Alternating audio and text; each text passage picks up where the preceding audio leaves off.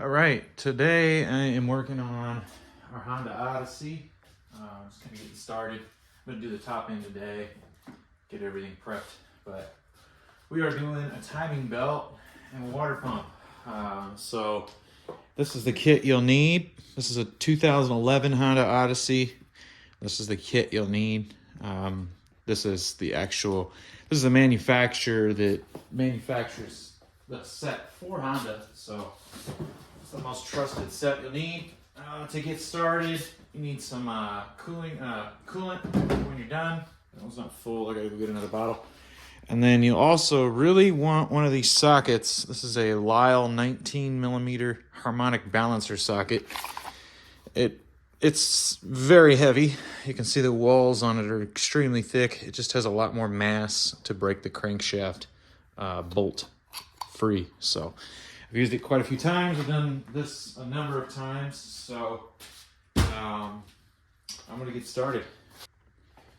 All right, mine is missing a bolt here. I think I've talked about that before in some other ones, or a plastic rivet. But this just pops up. If you have this one, be careful because there's not much meat. I'm able to just reach under mine and pull it right out. It's engaged inside of this little tube here. So you're just gonna take that and set it aside. You can take your fingers and squeeze this here, or you can just take some pliers and squeeze on them. So it's just a little spinning thing. I don't know, it's just a quarter turn fastener. So I'm gonna use my speed handle. We've got to get to the engine mount that's down here. These little clips on the back, and I just grabbed it and pushed my thumb over, and it's just a little bracket back here. And I'm gonna reach down here and I'm gonna push on a little plastic clip. All right, so the plastic piece goes all the way around, and then there's a clip right there.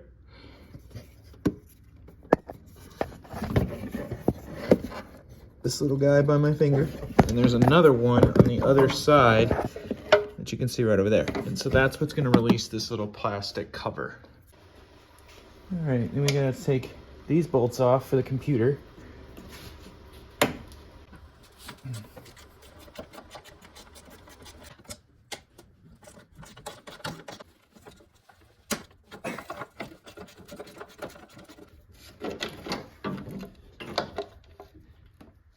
So that's the bolt I was working on.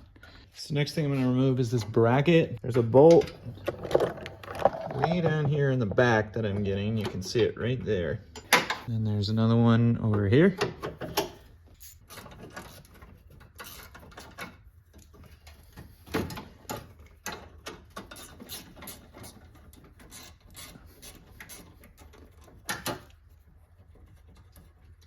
There's another clip down here that I'll show you. It is right here.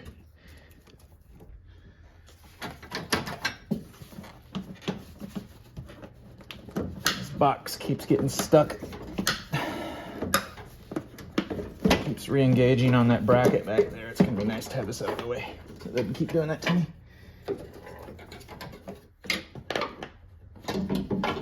So that back one is slotted, but I ended up having to take the bolt all the way out just to get this to move. It wouldn't move with it in there still. I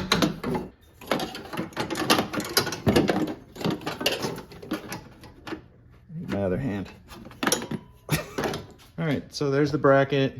Again, the slotted one, I thought I could just leave it in, but it was still getting caught. Now I can take my box and put it back up here on those two brackets. There's your power steering reservoir. You just push this little bracket out of the way, and then you can get this, move it out of your way a little bit. I just want everything loose up here. I'm not gonna be draining the power steering system or anything like that. I just want everything freed up so I can move stuff here. These are your AC lines. Don't disconnect them, or you're gonna have to recharge your AC systems. You're just gonna have to work around them. You can take this sensor, disconnect it, disconnect that little thing here. So when I removed the bracket, there was this connector and all you do is lift up on this tab right here. So lift that way, okay? And then slide it off of the little bracket that's on there. All right, so the next thing you do is get this serpentine belt off. Before we do that, I always like to make a belt routing diagram. Here's one from my buddy's HHRSS. Did that one a little while back. So got the Audi here.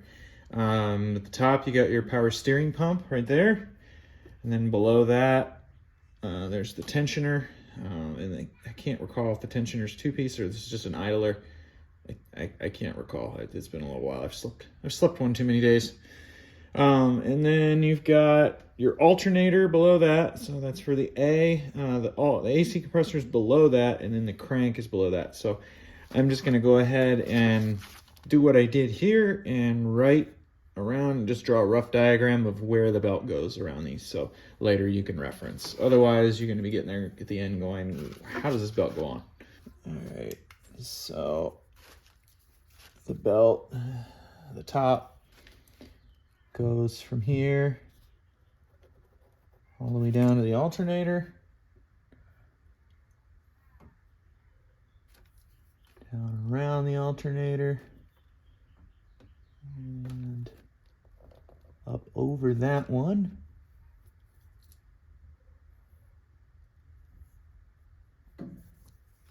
Around that idler and over to the AC compressor.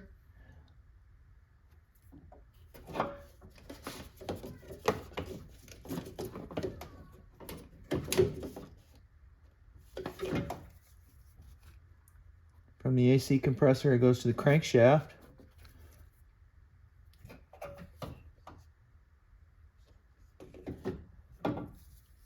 And then it comes up from the crankshaft, goes around the tensioner, and then back around the power steering. So now I have a belt diagram to reference later. So now we can take the tensioner off. It's a 14 millimeter. Forgot to mention earlier, the other bolts I took out were 10 millimeter. 14 millimeter, I'm using a breaker bar. Just makes it a little easier.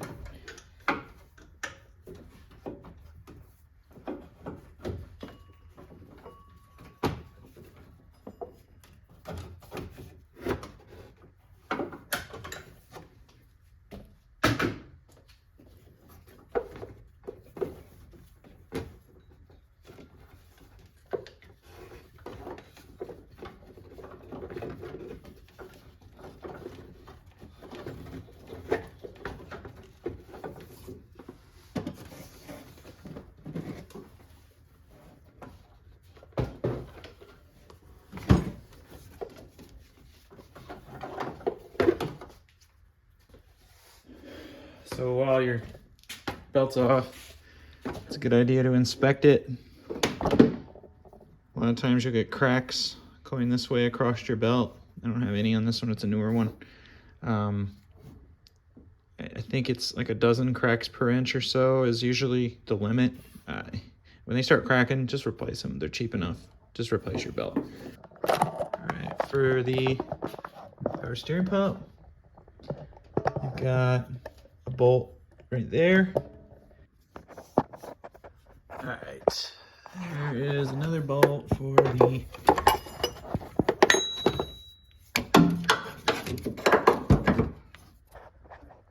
power steering pump right down here.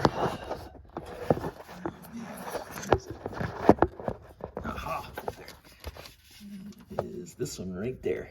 So that is underneath the power steering pump there, underneath the pulley. It's kind of buried under there. These are 12 millimeter bolts. I believe I used, a short one for this one and a long one for the other one. All right, so I'm using a short one on that bolt. I think I'm gonna use a long one on the bottom one. All right, a little better positioning on the camera so you can kind of see more of what I'm doing here.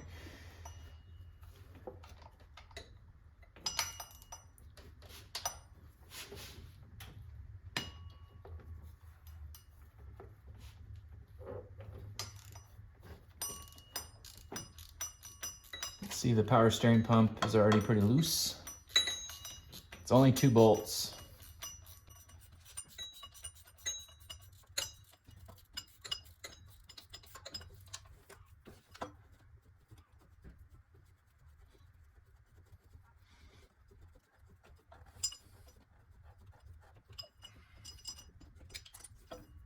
All right, and they're both the same length, so I don't have to worry too much about them.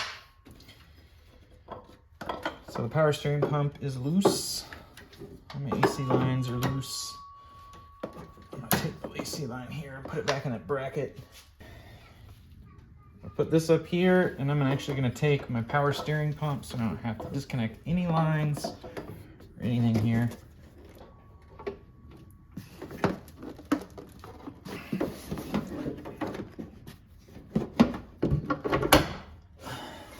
All right. That's recording. All right. My goal here is to sneak this power steering pump up here on top of this. And I'm gonna have to kind of play around with a few things here that's a little different than the Pilot. Not as much room to work around in, but that's okay. We'll figure it out.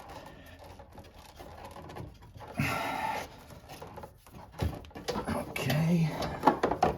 We should have enough hose to get up there. There we go. We're making it slowly.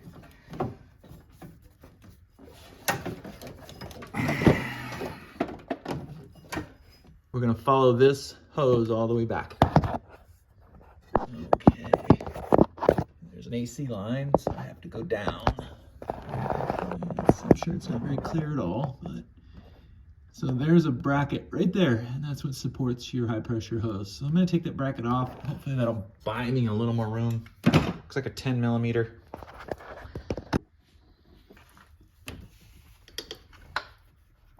Kind of one of those things you gotta do blindly.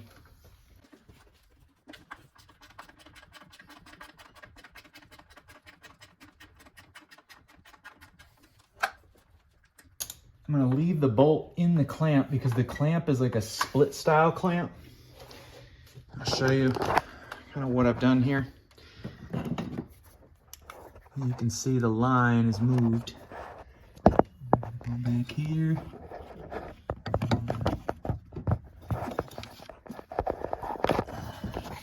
I'm taking this bolt out. I know it doesn't look like I have, but I have, I promise. So it's a split clamp, and it's gonna hold on to my bolt, and it came out of this right here. So it's actually kind of like keyed to where it fits around this boss, so you can't kind of cock it left or right there. I'm gonna leave the bolt on it.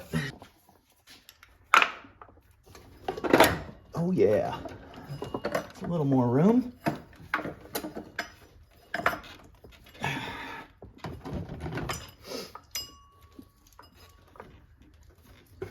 You don't want power steering fluid dripping on your belt or your pulleys or anything, so you really want to get this thing situated in a way where it's not going to move. So whatever you have to do, you can kind of twist these lines, you can kind of do whatever you need to do. If it keeps moving on me, I'm probably going to take some safety wire and wire it out of my way so it's just held completely out of my way.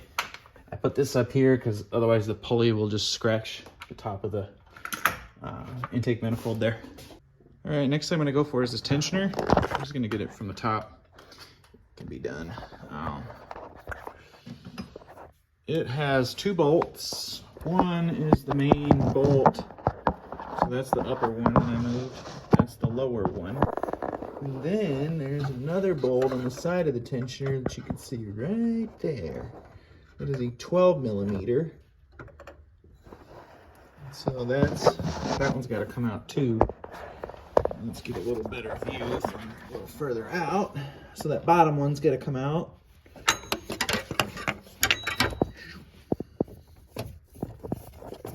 And this one right there. So for the 12 millimeter, I've got a long socket plus a short, like a 1-inch extension. Put it down there.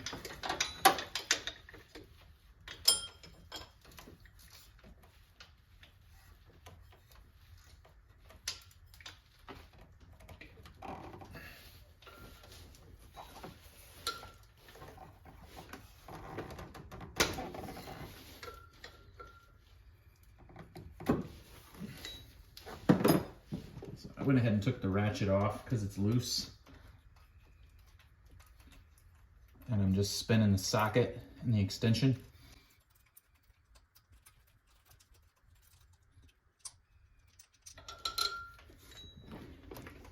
So there's the 12mm. Forgot to kind of show you, I put a lot of my hardware and tools up on the wiper cowl, and just kind of makes it easier for me. If you want, you can take your bolts. If you can't kind of remember what went where, you can do all kinds of different things. I've taken tape, wrapped it around it, and then just write PS for power steering pump. If I was taking the power steering pump off, I just take the bolts and put it with them. I can take the power steering pump bolts and just thread them right back in. You can do a bunch of different stuff. You just don't want them in your way. Obviously don't thread them all the way in, just thread them in a little bit.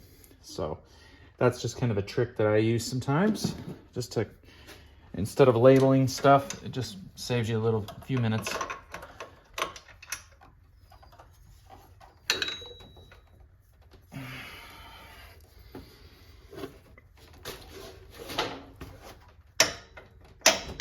Now I'm working on the 14mm bolt for the water pump.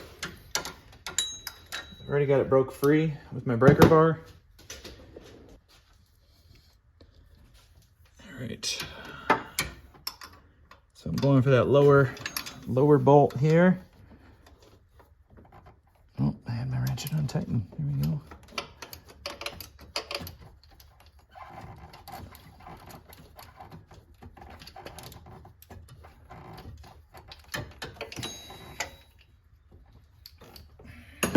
It's loose.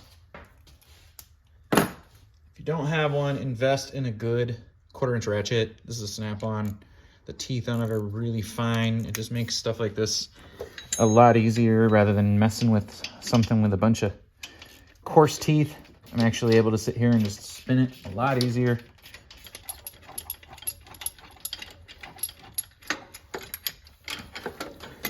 All right, so to get the tensioner out, I've got a lot out, so it makes it really easy to get this out without pulling all this. I think I ended up loosening this. If you're just doing the tensioner, loosening this and getting this and pulling this up over the bracket that was over here. I think I ended up taking it and pulling it up like that just to get it out of my way. But get my tensioner out on this job, really easy. So, so then there's where your other bolt went. That little 12mm was right in there. So I'm gonna go take this and set it aside. All right, now that we're in here a little closer. So this was the little clip that I was talking about earlier, a little zip tie clip. It wasn't on this little bracket. There's another one back here. And this one, you just push the tab that way, lift up. Okay. So it looks like push this little tab. Oh no, you lift up on the little tab. So not push. This little tab right here, lift, and then the whole thing goes over. So this little guy is what I'm lifting. And then the whole arm comes off.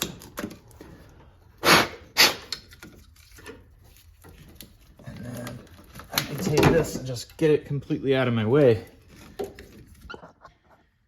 All right, while you're going here, you want to take a look at different things. Your motor mount, it's one of them. It's cracked a little bit, so I'm probably gonna go ahead and replace this motor mount. I'll show you what it looks like when I get it off. Next thing I'm gonna do is get the upper timing covers off. Those are 10mm bolts. A lot of this stuff is 10mm bolts.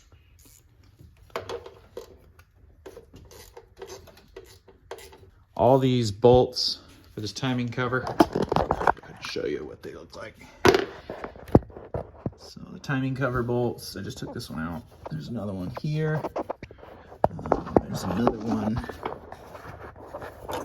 right here. And then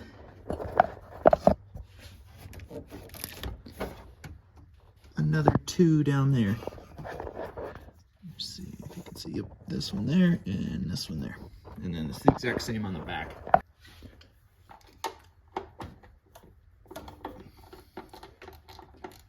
So again, this 1/4" ratchet, a nice one for these.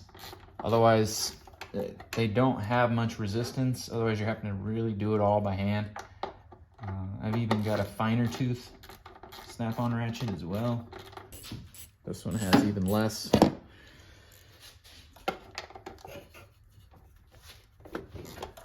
Those fine tooth ratchets, you generally don't want to use them to break stuff free. But Snap-on does warranty all this stuff, so.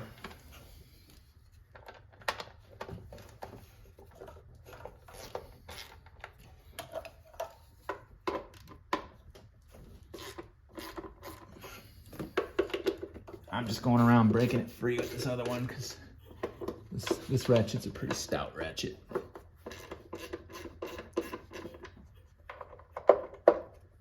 Come on. And there should be another one in the center. There it is. All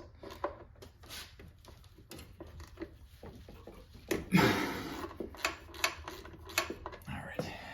We'll swap ratchets.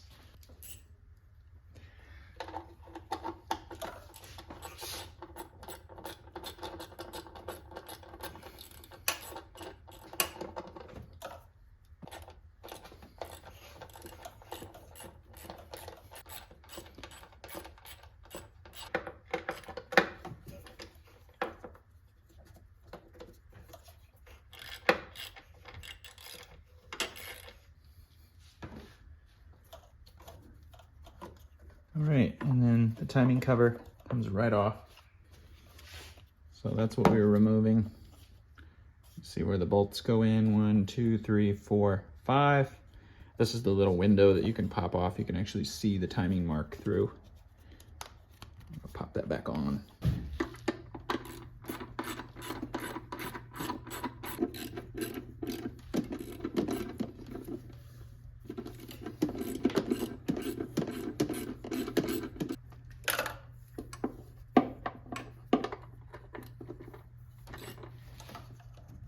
Probably gonna go ahead and just connect that sensor back up.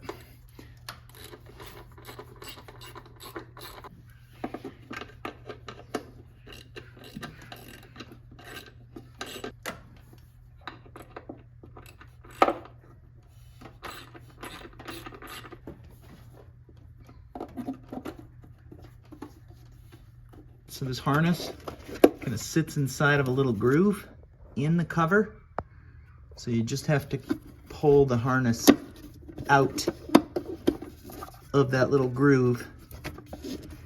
Okay. And then I'm pushing the harness up over the top of it. And then I get the cover out.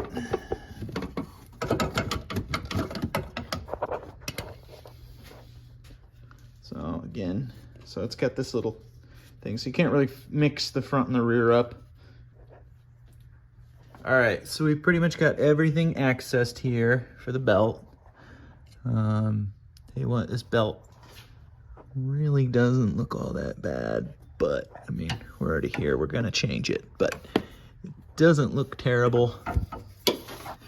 It's usually the belts that, it's not usually the belts that fail, it's usually the tensioner that fails. So I'm just doing this one preemptively. I don't know when it was changed last. We're at a little over 200,000 miles on this one. So, but take care of them. They will run forever.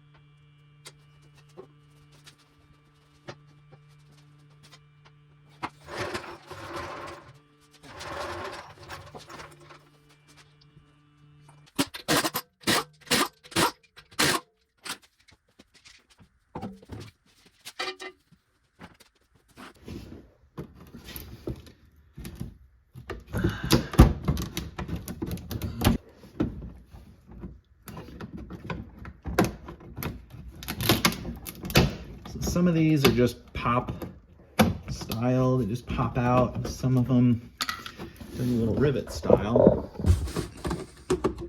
So this is the rivet style.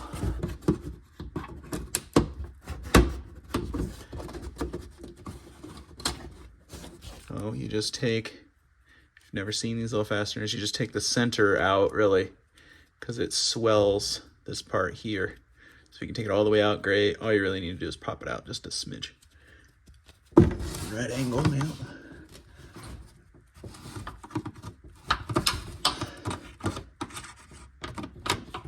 Oh, you can go for the whole thing. All right, so for the purposes of my video, I'm gonna go ahead and take out, well, I should. There was a screw here. Let's see, there's a screw in this one, a screw over here, another little pop rivet here. Now, I'm gonna do a couple screws in here. There we go. It all comes out from underneath it very easily. So there's another one I gotta take out of the top.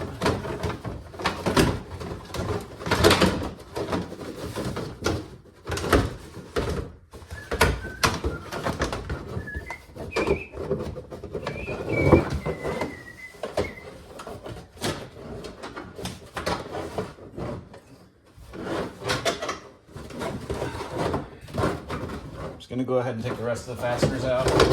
Normally I wouldn't, I'd just get this thing out of my way, but I'm gonna need a camera over here, so. All right, so the inner has some fasteners here that are tough to get out without breaking them, so I'm just gonna take the inner and get it out of my way and have to work around it with the camera.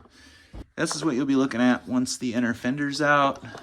You can see right into the engine bay and everything. Let's drop it down. So we've got to get to the crank bolt there, and that's what our big Lisle socket was for. Is this bolt here, right there. So there's two different ways you can get this off. One is with the Lisle socket and an impact.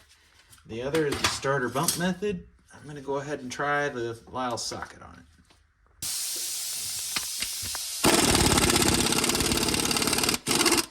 Okay, so sometimes it's best to let your air compressor run all the way.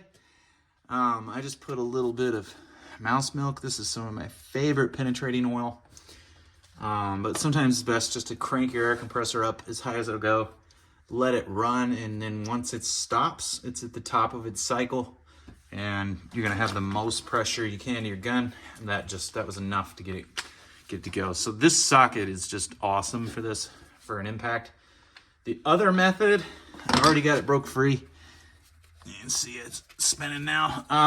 The other method, I'll just kind of show you how you do that. On this one, this is a Touring Elite. So it's got high intensity discharge headlights that adjust when you go over bumps and stuff. So this is the sensor that does that. There's also one in the back. So I would probably go ahead and disconnect these bolts, disconnect this connector. Hopefully there's a connector there. If not, you would have to disconnect these here and move this out of my way, because the other method involves you taking a breaker bar, connecting it to the socket. And you usually want to take the breaker bar and get it to where it's set up against your control arm down here. And then you actually pull the fuse for the fuel pump, because you don't want the car to start. If the car starts, what can happen is this bolt will loosen up all the way, the crank pulley will fall off, and then the keyway that's holding on the crank, that's holding the timing, the sprocket, the timing belt goes around, can actually fall out, and then it can get out of time and you will destroy your engine. So be very careful doing this starter bump method. It's called the bump method for a reason. You literally bump the starter. You don't want to start the car. Yeah, see, look at how dirty this still is down here. I'm probably gonna come back in here with a chemical sprayer too and clean some more.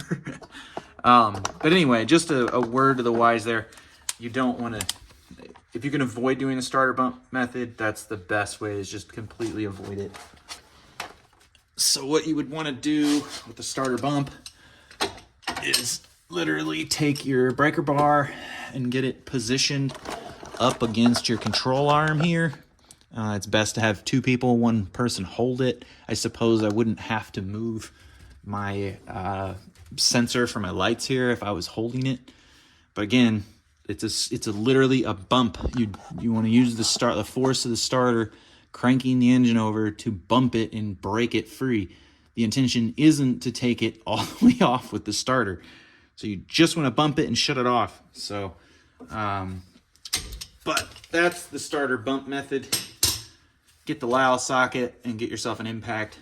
Whether you have shop air or electric, there's some great electric ones on the market now too. So that's what I would go for if you don't have access to shop air.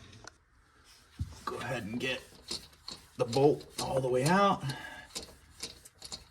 And then take the crank pulley off. This is, by the way, this is really the hardest part of the job, is getting that bolt to break free. I fought it for hours before, and then the starter bump method is kind of your go-to once you've gotten to a point where nothing else works.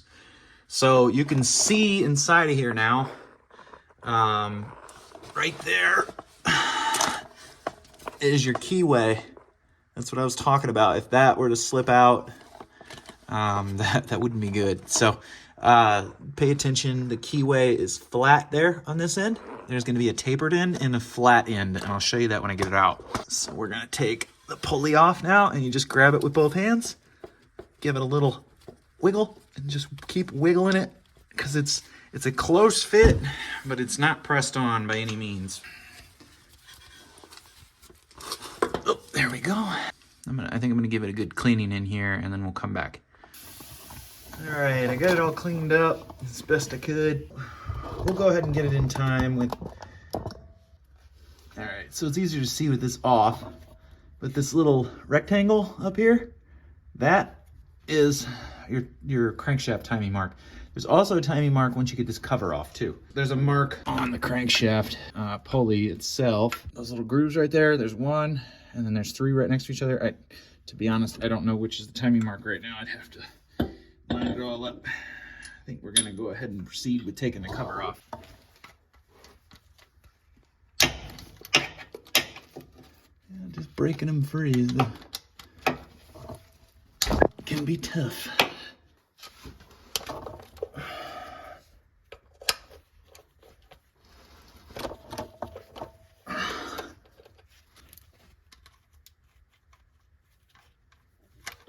And these are 10mm.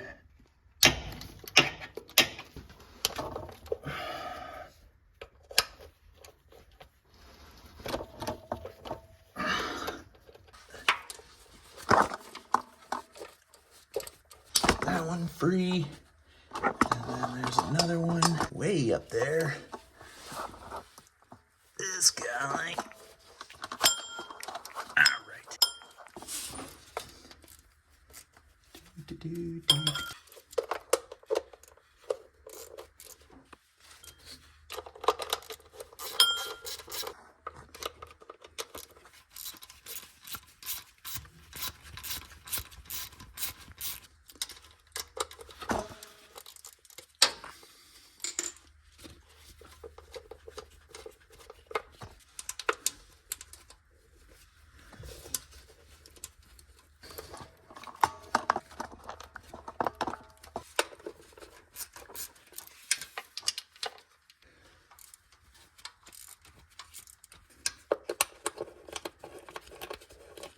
All right. Once you get all the bolts out, it comes right out, and just bring it right down. Now we've got access to the bottom half of our timing belt. There's one last thing that we've got to take off, and it's the engine mount before we can start on the timing belt and water pump. But I wanted to show you up in here before we get to that. We've got to get our engine in time. So this is just a dust cover, really. That's all it is. So you pay attention that this side is the side that was facing out, and it's actually cupped. It's towards me. There we go. I got the light shining on it. You can see how it kind of cups. so the cup side faces outward. And this is just a little dust cover. Here's your little keyway. And this little keyway will actually slide right in and out. Right now it's under enough tension that it won't. So it's easier to see right now with the bolt off. But this little arrow, there's a little arrow right here. Just made it dirtier. Right there. That's the mark on the engine. This is the mark on the crank socket, or the crank sprocket rather. And it's in line with the keyway on this one. So that makes it easy. So what we're gonna do is take our socket, our nut, and put it back on. Crank bolt rather. And we're gonna turn this engine over and we're gonna line up our timing marks. This is a very critical portion of this job, and the reason you want to do this before or after you've taken the pulley off is you fight that thing for a while. You will move it out of time. So what I'm going to do here is I'm going to turn the crank until that timing mark lines up on the crank sprocket.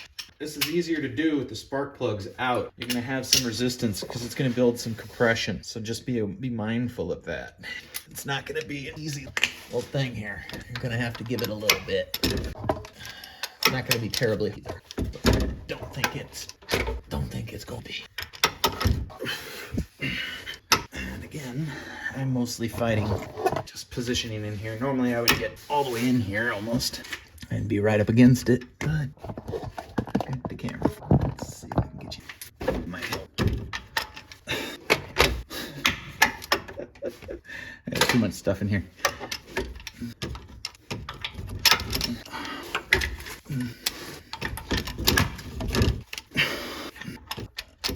All right, I'm getting close to the mark. And it's okay to go back a smidge. I don't even know if the cam's lined up. I may have to go around one more time. All right. So now the crank mark there is lined up. So you got the little tick up top, and then you got the little dot on the crank sprocket tooth. Let's see if the cams are lined up. Oh, they are not 180 out. There we go. So those are lined up there, and then as well. Perfect. So it's kind of tough to get in here on this back one and see it straight at it. And in fact, a camera or your phone is really a great tool to use to do. So you can see, kind of make it simpler of what I'm kind of visualizing. So you can see my mark is on the same tooth there. Come back down here. And now you see my mark on the belt is dead on. So we got to get all three of those marks lined up, and then we know it's in time. With an impact, you probably won't move it. We're going to double check time again. All right, we are lined up. And it didn't move at all. I know it doesn't look like I'm straight on. It's because there's a wiring harness in my way.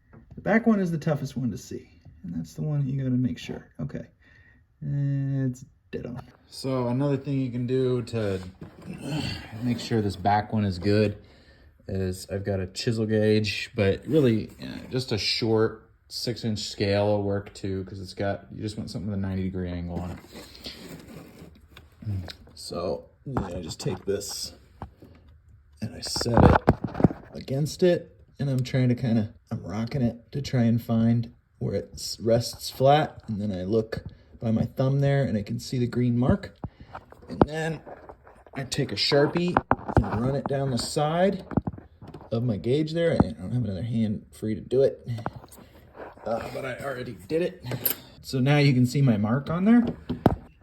Wham! So now you can look straight down it and you can see it's a straight line straight up to your timing mark. Perfect.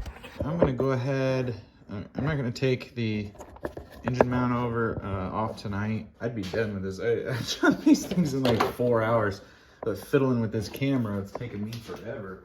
It is what it is. I don't like leaving the engine supported by a jack overnight. It's just not a a good practice if the jack bleeds down. I've got a newer jack. I don't think it would bleed down. So I'm just going to go ahead and get all these other brackets and stuff off of this engine mount, get everything broke free. If it doesn't break free, I'll put some penetrating oil. I'm not going to break these free because you don't want to start lowering the engine at all. I mean, I could, but I'm going to have to support the motor if I wanted to. So if I do, I'm going to snug them back up.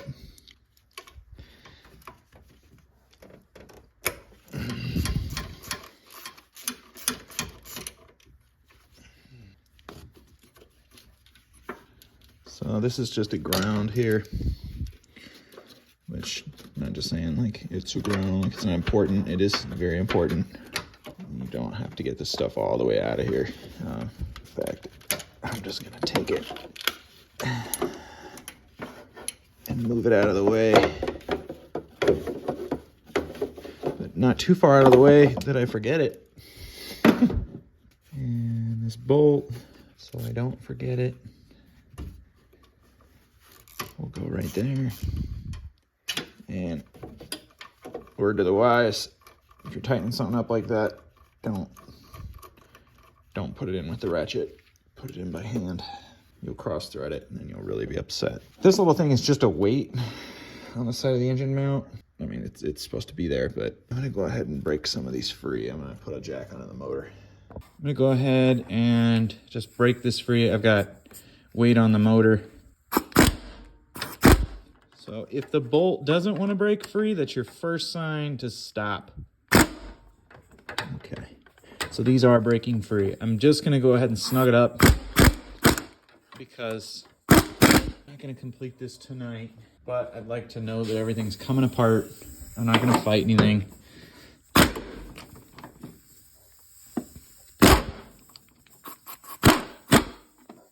And then this one, a little tougher to get to. This one goes through the center of your engine mount. So this one I can actually leave a little loose. It's not gonna hurt anything because this bolt's in shear. All right, so it dawned on me that I didn't really cover this. So when you get your lower cover off, you really wanna look inside of here for any evidence of oil leaks before you go too wild cleaning anything. You're actually looking at the side of the oil pump, believe it or not. It's the side of the engine on these, and they are very prone to leaking. So my 05 Pilot, it leaked, so I had to change it. So usually you would see quite a bit more like moisture down here in the bottom. That really just looks like a lot of residual crap that was just left here probably when they did the last timing belt, so a bunch of dirt just stuck to the coolant that was sitting down here. It would be quite a bit more of a mess than this. You would actually see an active oil leak. So I didn't see any active oil leaks, which is the reason why I proceeded to start cleaning. So just wanted to let you know that before you go in there and start cleaning, and then later on you find a bigger leak. Because if you do have a leak here, right now is the time to change the oil pump. And I don't have a video of that. I did that, but it was not something I videoed. But you can see the oil pump actually ends right up here. And it'll be easier to see when I get this mount off. But the oil pump is really just this whole side piece. And you have to take the oil pan off too. So it's a big job. All right, I've got the engine supported. Go ahead and start working on this engine mount removal.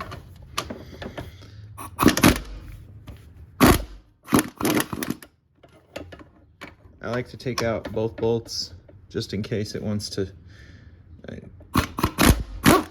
kind of go down a little bit. You can run them back up,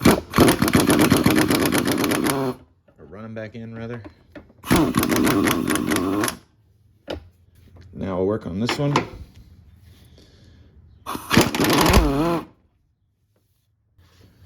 And now we'll get this one out.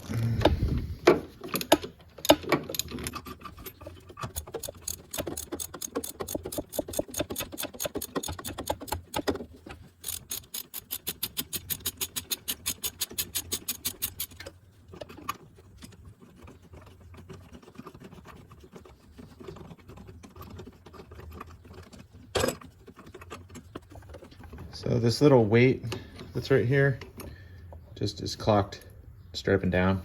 Just we'll make reference to that. It looks like it could be clocked like that as well, because there's a little nub there. So they could have been wrong. I might have to look it up in the manual and see.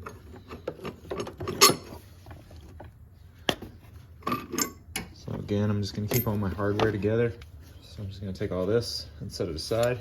And now there's this bolt, there's this bolt, and then there's another one identical to this one right on the other side of the mount. You can see the other one there.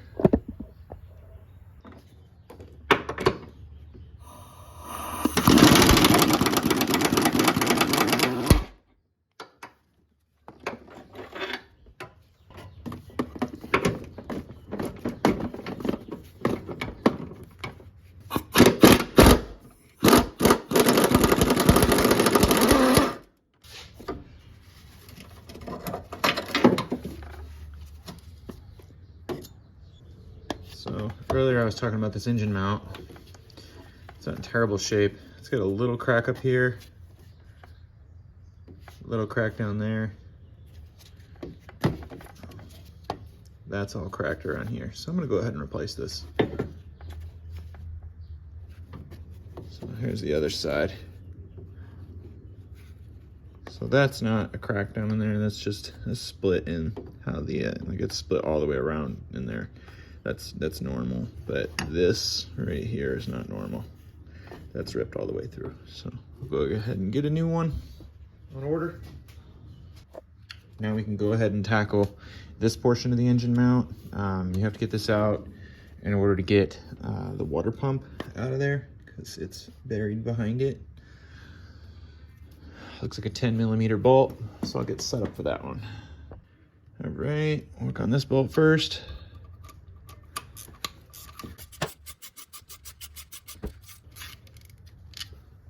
So the rest of this comes out. You gotta get that bolt out right there.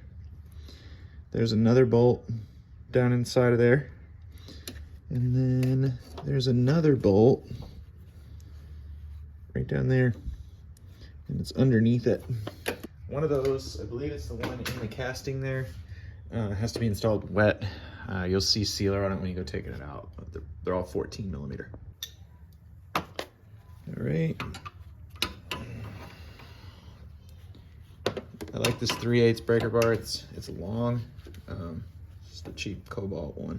It's the part number on it, but I like this one because it's small, but it's yet enough long, and you can break quite a bit of tough ones free with it.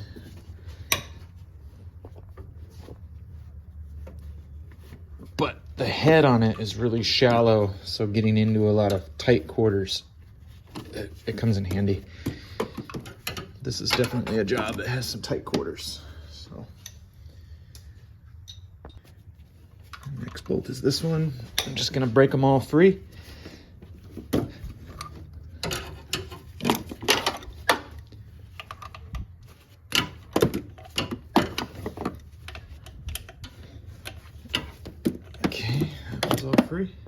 And on those I used an inch extension and a 14.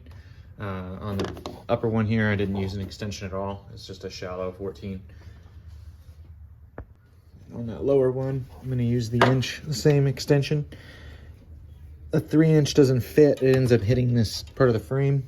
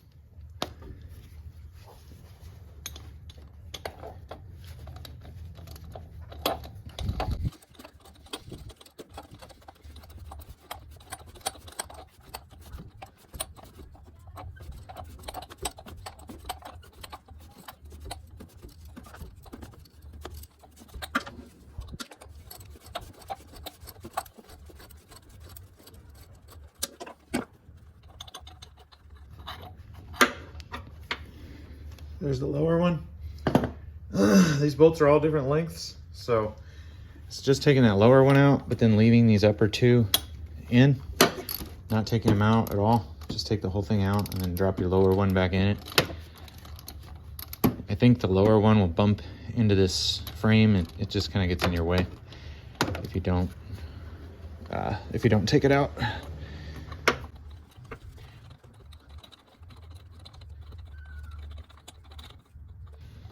This one's out. You see it's splitting right here. So this part's gonna stay, this part's gonna go. By the way, this is your water pump, the very top of it right here where my finger's at. So you can kind of, if you're going to go buy one of these, you can kind of, or a Honda Pilot as well, you can take a look there and see if this is newer. That'll give you a good indication of whether or not it's been changed or not, so long as your power steering pump hasn't dumped power steering fluid all over it. If that's leaking, then it's just going to be anybody's guess. But for quite some time after I do this, this part of the water pump's going to be all polished up and shiny, looking new. So again, these things are all different lengths, so put them all back where they go, because they are all significantly different lengths. You can see. And then the other one goes in quite a ways, so I promise you they are all different lengths. All right, so you gotta take that off to get this off. This is my water pump right here. So otherwise I wouldn't be able to get the belt around the water pump. So we've now got everything cleared out of our way to start changing the timing belt. We're gonna go ahead and get to that portion, and then we're gonna drain the cooling system. So to drain the cooling system, you're really gonna want like a drain pan, like that one over there. And that's just gonna keep splatter off your floor. Those are cheap, you can pick them up at the parts store. And then I've got one of these type of drain pans. They have this style that has the hole cut in the top too. I like this one because it just doesn't splatter. Well, it doesn't make as much of a mess if you have to transport it or anything like that. But your drain for the cooling system is right, this little guy right here. So you twist it, I twisted it, and then it's going to drain coolant. It's called the petcock. It's going to drain coolant right out of this little tube that's right there. So we're going to do that. So I'm going to back away so you can kind of see. So it's right near this. And then if you look in this little hole, and then you come straight up, it's right there. So there's that thing again for reference. So then you just take your pan and put it under, and then I'm gonna put that on top of it, and then we're gonna spin the petcock out and drain it. All right, so everything's set up down here. It is gonna splash everywhere and make a mess, but it is what it is. You just have to wipe everything off when you're done. So you wanna find out where it is first, so you know exactly where to put everything. So unfortunately, my jack, I should have done this before, but I didn't. So I'm actually gonna take my jack and kind of move it a little bit.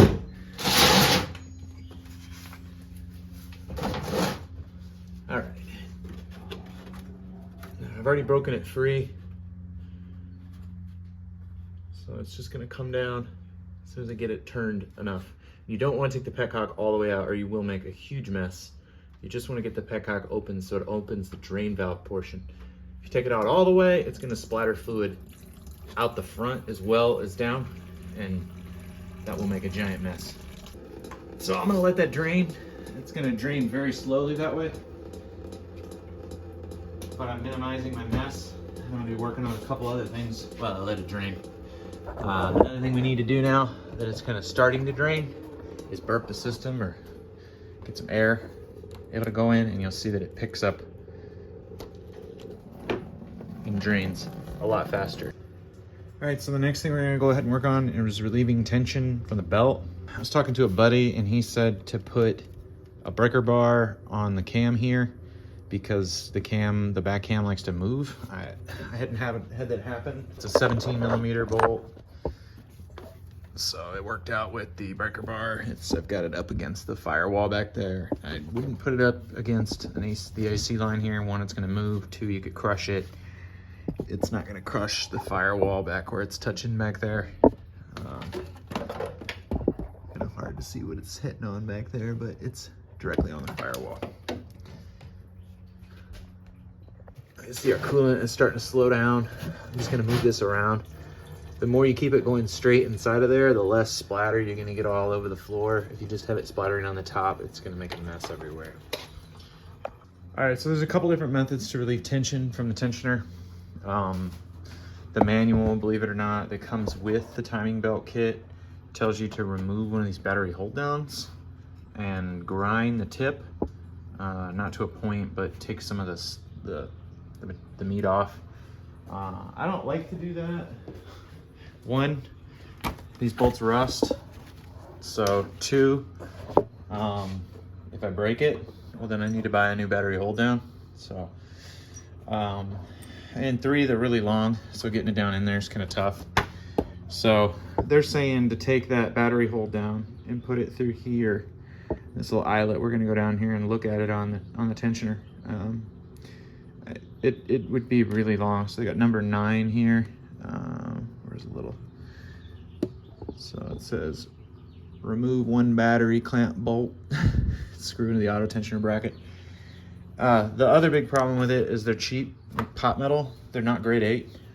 So you can take one out, go to the hardware store, or get a nut and find a nut that fits on it, thread it on, and then go take it to the hardware store and find a nut. I don't remember what thread it is. I wish I did. If somebody knows it, I'll put it in the comments. But I went and got some grade 8 bolts from the hardware store. I've got a couple different lengths that I've done this job with. There's another way to do it. You can take off this idler pulley, and it's actually, when we take it off, I'll show you, it's got kind of a, it's kind of got like a radiator or a ridge to it, to where it would relieve some tension from the belt. Another way that I've done too is to take out the bottom bolt on the tensioner, and then the tensioner just kind of swings out of the way. That's another way to do it. I've heard people breaking the bolts that way. I've never had that happen, but I'll show you a couple different ways to get it off so you can find one that works best for you. If you follow your crank, or your crank up, goes right up to your tensioner, that little boss, that's right there. That's where I'm going to thread the bolt in, and it's going to push against the side of the tensioner. So there's not a whole lot of room up in here.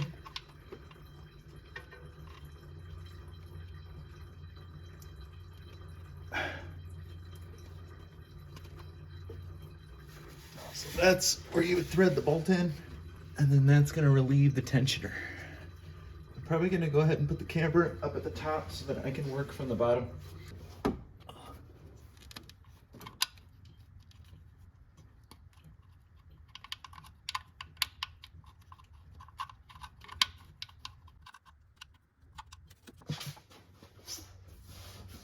To be honest with you, I don't like this method, but I'm just trying to show you how.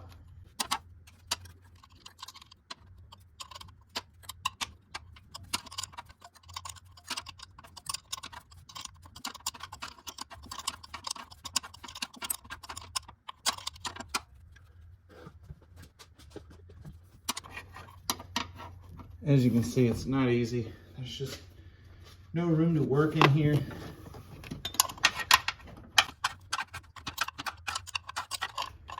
Got my gear wrench up here up top now. Well, that's that method. I don't prefer this method at all. I'm probably just gonna do my method because I really don't like this method at all. So one of the more safer methods for breaking it free is removing that pulley there.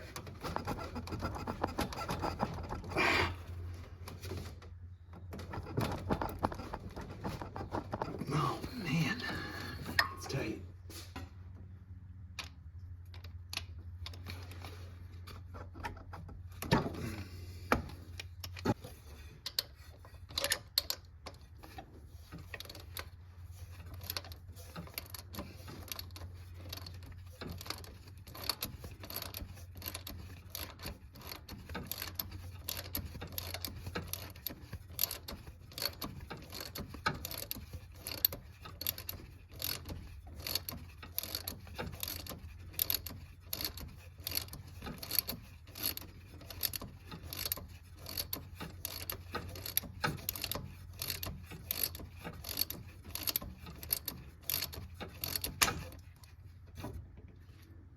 So if you can see now, once it pops out, or once you get it loose enough, it actually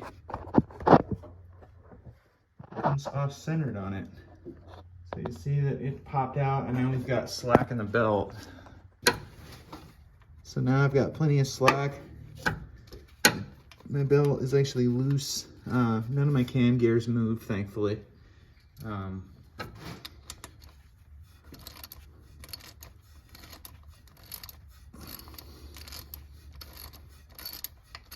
But I'll show you the shoulder on this bolt and why it does that.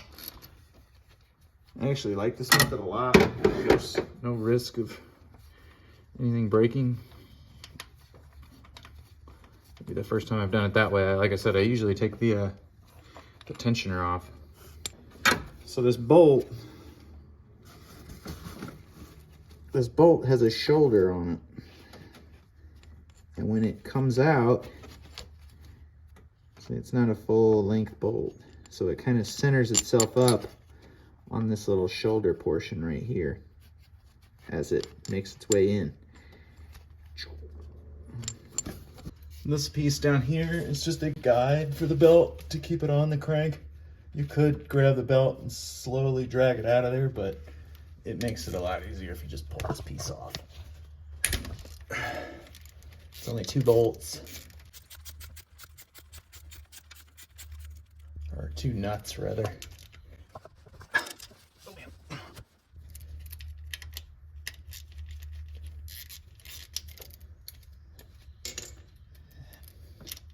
They're just kind of snug, so getting them broke free can kind of be a challenge. Just 1/4 inch. Okay. So now this little bracket just comes right off. You see how the belt just jumps right off? It sits inside of this. The belt's not touching this. This is just a guide to keep the belt on while you're putting the belt on. So now we can pop the belt off the crank. Our timing mark's still lined up. So now keep in mind too, this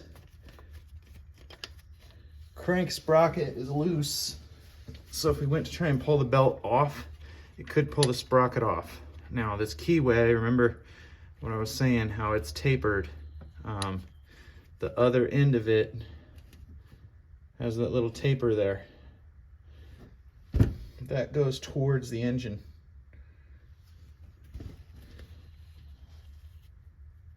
So the other end is square. And so it goes in just like this. If it were to come out on you. That keyway's got to be there, or the sprocket can rotate independent, see, of the crankshaft. You don't want that. That will destroy your engine if you forget to put this keyway in. Just a little cheap little part, right? That is in game for your engine if it's not in. All right, so we'll go ahead and get the belt completely off now. I don't need that on the cam. It didn't move, thankfully. So we'll just take the belt off. We've got a belt diagram of this one with our timing belt kit.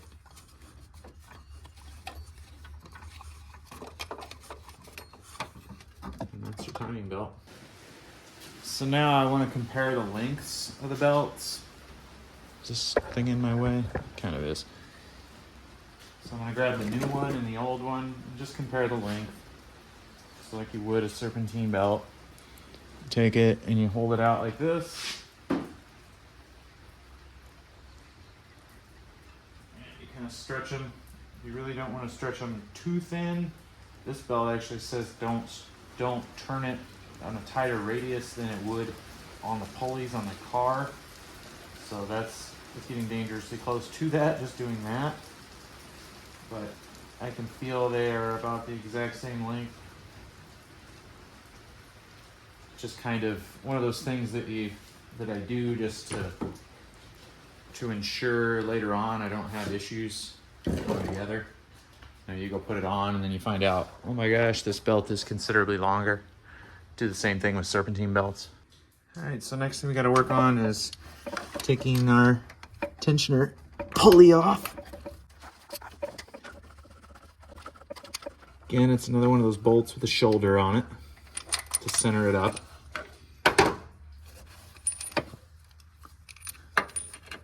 See the shoulder on it, and then the hole is actually tapered as well, so it fits in that taper and then centers up once it's in the hole.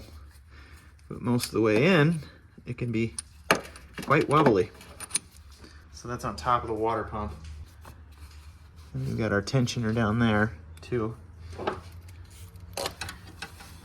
Go ahead and take our tensioner itself, our hydraulic tensioner, off.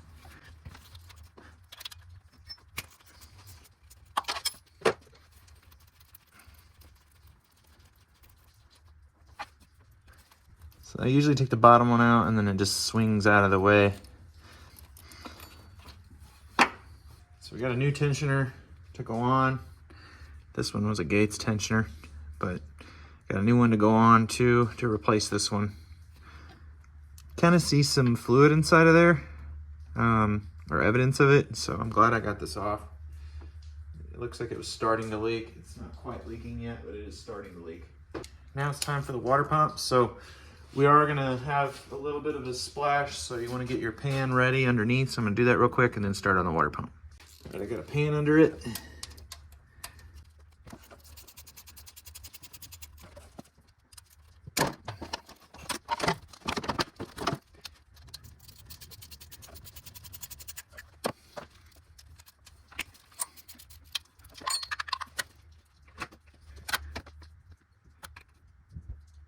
So that one is down there, and here is the water pump. We're going to open one, get the rest out. So I got this one here on the side, so I got a little bit yet. This one, and this one.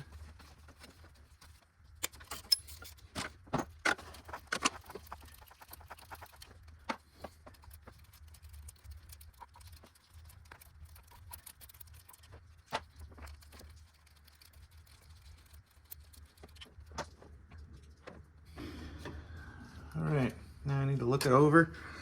Just make sure I got all the bolts out before I go prying on it. So it comes up to here, there's a big bolt for it, and it goes to small bolts. I've got them all out.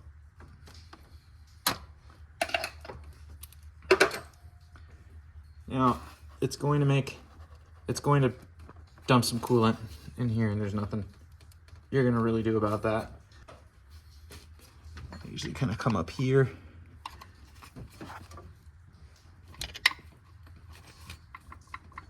You can see it's already starting to drip over here.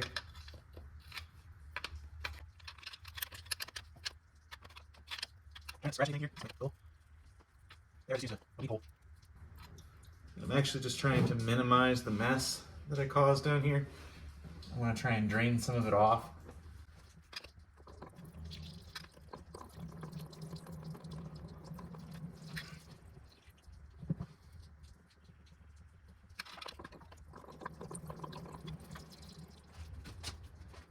So down here, I'm just taking the screwdriver. This is a weep hole right here for if the shaft seal starts leaking, it's going to come out of this little weep hole first. So that's a good place to look for any evidence of coolant too, by the way. So you kind of see I'm not putting much pressure on it at all. And I'm just kind of purging it. It's making a mess. Let me back this up a little bit so you can kind of see how I've situated everything under here.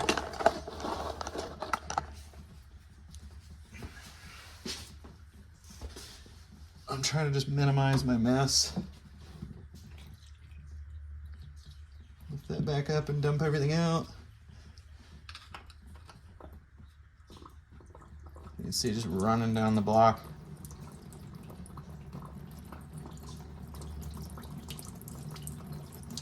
Got a good shower going on.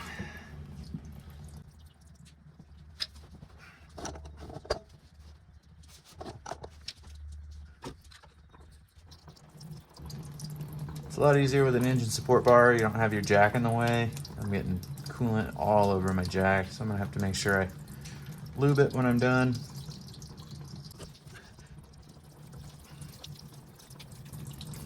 as you can see, there's still a lot of coolant in the block.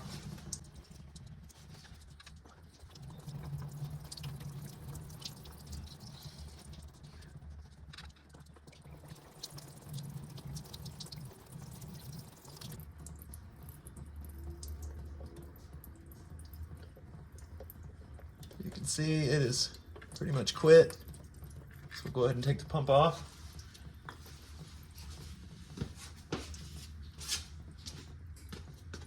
It's gonna splash a little bit, maybe, no. All right, so that's the water pump, the inside of it. And the bearing it's getting there for sure. It doesn't have play this way, maybe a little bit actually, but I think that new one you really can't spin it very much. So there's where the tensioner bolts up. There's that bracket that we took off earlier. It bolts through these three through the water pump.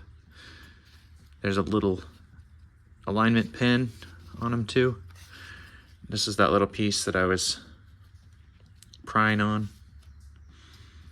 So again, if this shaft seal starts leaking, then you're gonna get coolant coming through this way, and then it's gonna leak out here to let you know this has failed. So at this point, just gotta do a little housekeeping and clean up. So kind of mop everything up. That's gonna keep dripping some here, so what I like to do is just kind of siphon some of it out. You can use a fluid extractor if you have one. I'm gonna go grab one. If you don't have a fluid extractor, you can take your paper towel. You wanna make sure you get all your paper towel back out though. Kind of stuff it down there a little bit and it'll siphon it out. It'll pull some of it off. Otherwise, you're gonna keep getting it dripping right here.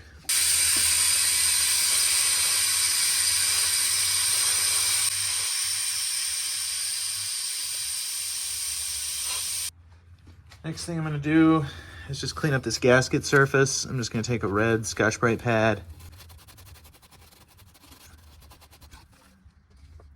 I'm gonna come back and vacuum all this stuff and wipe it off anyway. If I was really concerned about it, I could take some cloths and put them down in here, but this, I'm not terribly concerned about it getting in the cooling, like little bits of aluminum getting in the cooling system. It carries around little bits of aluminum as it is. If this was an oil jacket, I would definitely plug up the holes. No question about it. But you just want to kind of knock off some of the muck and nastiness, so the seal has a good chance of sealing up on a flat surface.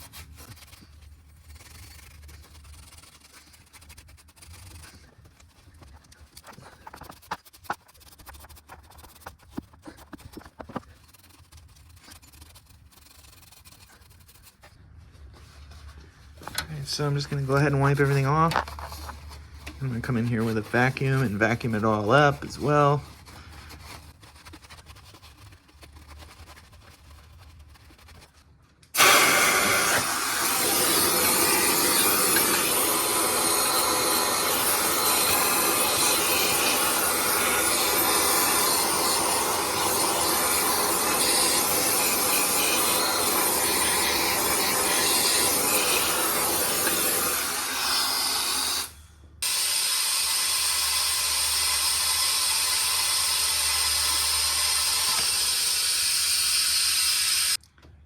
All right, I got it all cleaned up. I used my thing to suck out that area, down inside of here, down inside of there, just to get everything dry. I want everything dry so it all seals up. I'll take a look inside of here before I close it all up. Just make sure I didn't leave any rags or anything like that in there.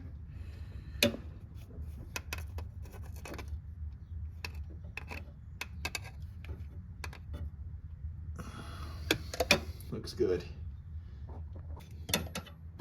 Here's the new water pump. You can see I just kind of take it and spin it. It doesn't keep freewheel spinning. So you want to make sure that the seal is on it, is intact, all the way engaged, all the way around. You want to be careful when you put it down in there that you don't rub the seal on anything or get any dirt on the seal. Everything's got to be nice and clean. And then we're going to go ahead and feed it on.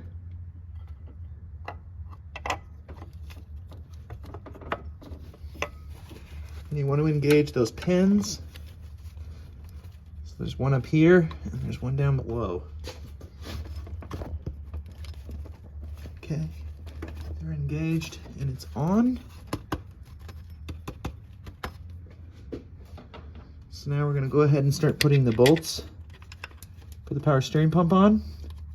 And I'm just going to thread them on by hand first.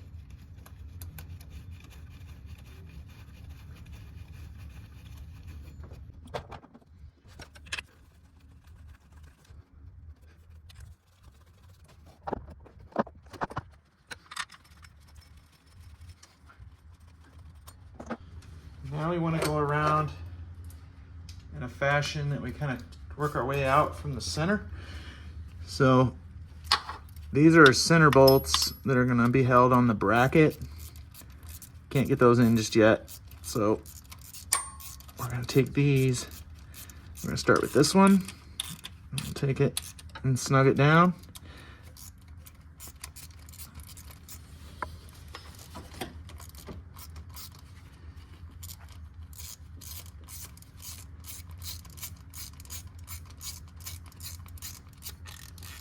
Kind of going in a crisscross pattern here.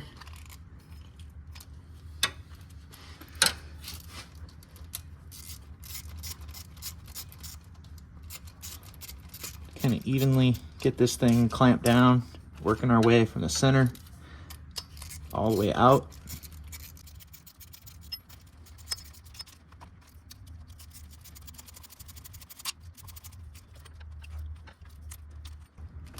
All right. Now we're gonna go back around and snug these up. There's probably a torque spec. I don't like torquing bolts this small.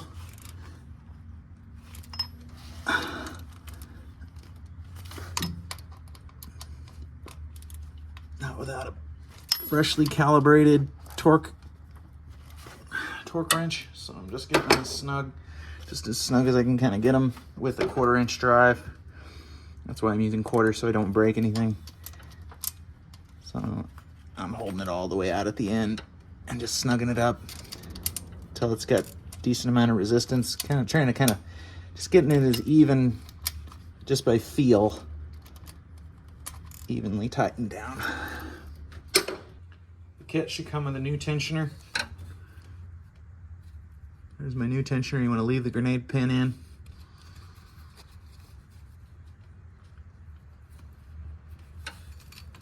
This tensioner is going to go right there.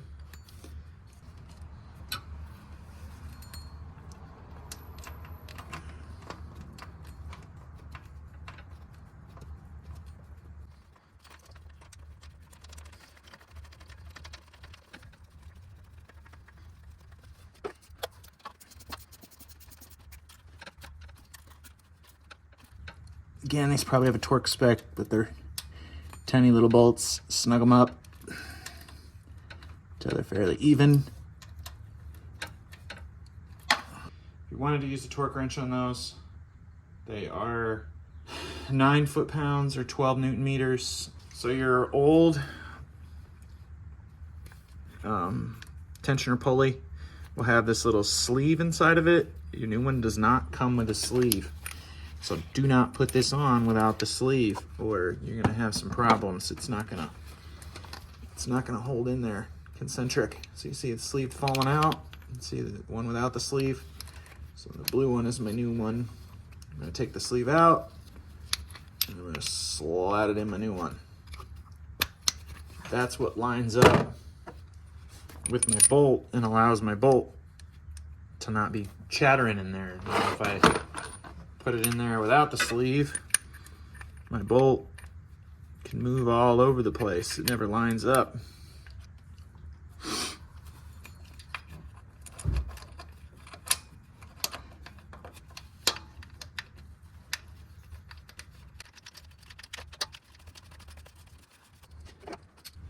bigger ones, I'm gonna use a torque wrench on.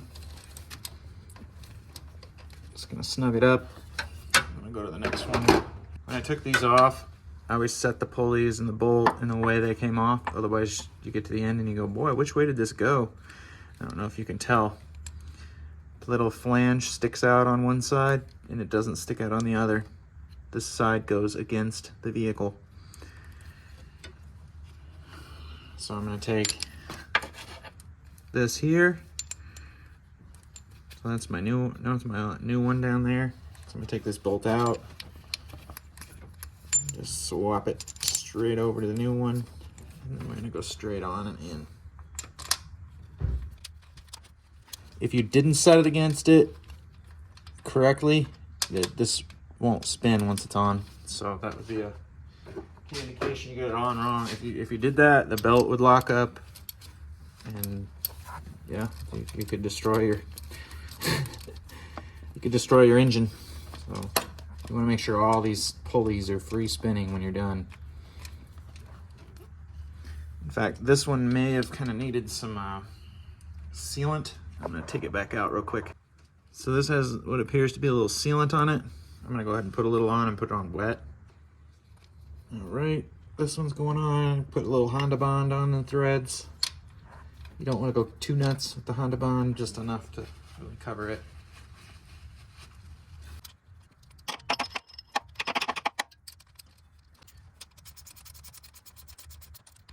So here you got to kind of finesse it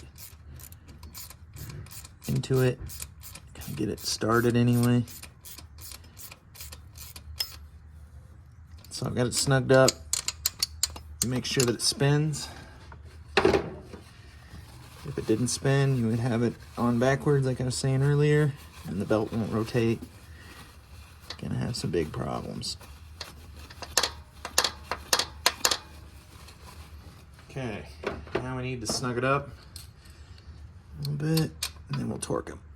All right. Those are those two. I'm gonna go ahead and put my crank pulley back on. Again, the taper pin, it's kind of tough to tell from here, but you can see that this taper's up. So this taper should ride that taper like this, but down on it.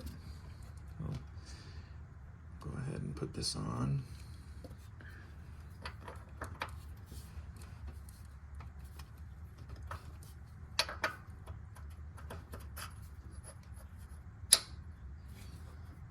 Okay, and then we're going to take the taper pin. It goes like this onto it.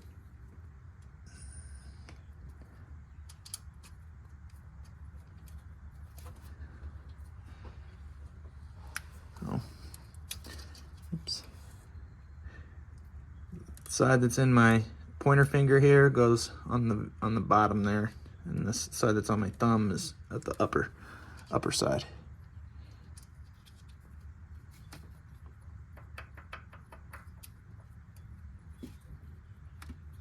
So this is constantly trying to shear that, but it can't, obviously. So set my torque wrench for this back one to 19 foot-pounds.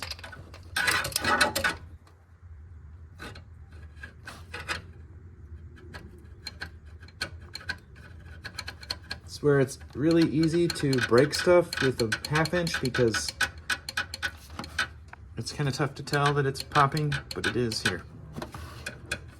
Other one here is 33 foot-pounds. So I'm going to bring my torque up to that.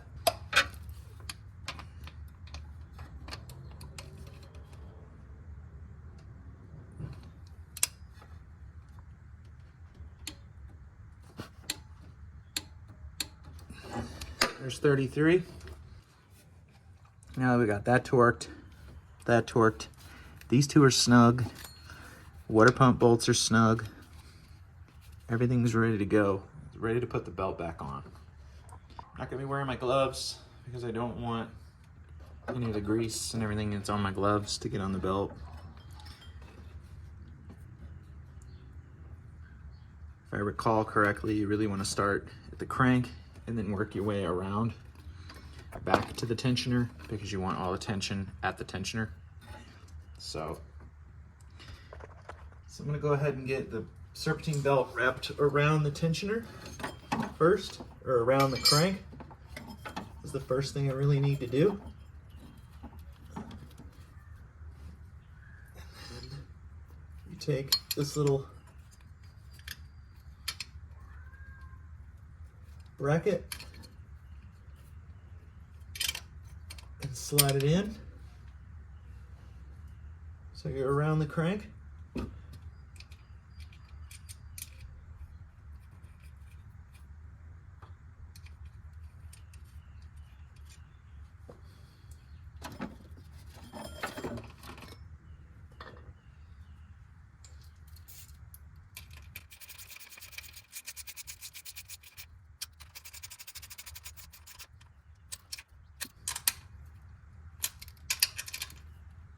Okay, that holds it around the crank for you. Like a second set of hands, which is great.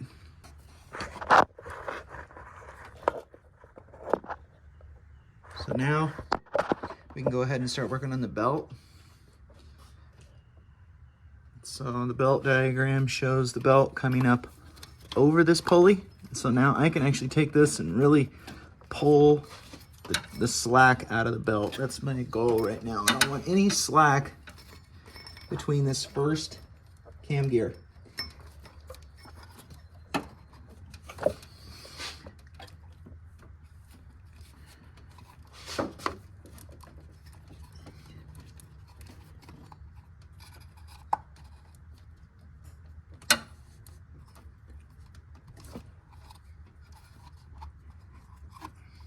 In fact,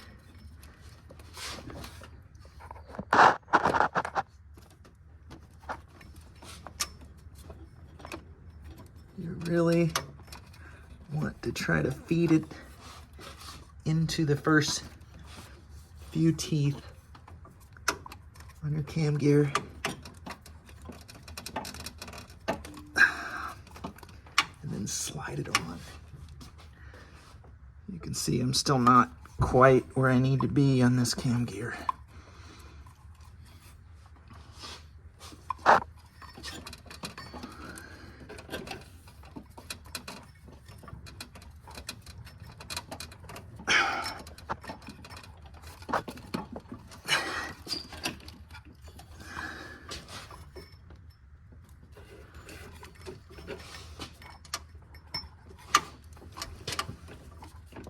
Oh, there we go.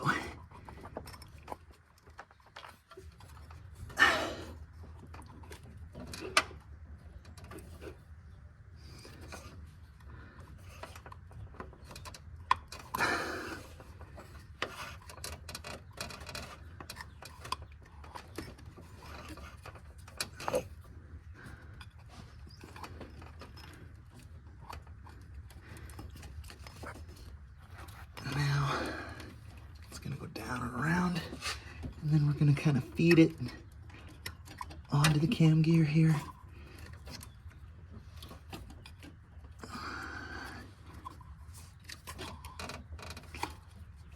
And you want to just work out all the slack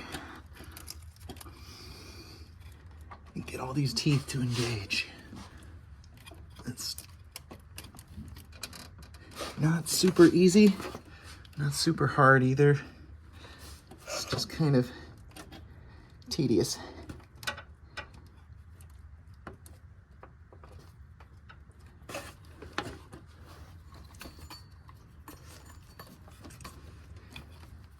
Once you've got it around all the teeth, you can go ahead and kind of slide it on the rest of the way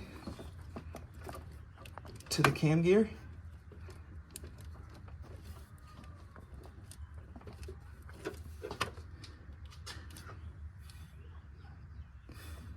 So, if you come down here,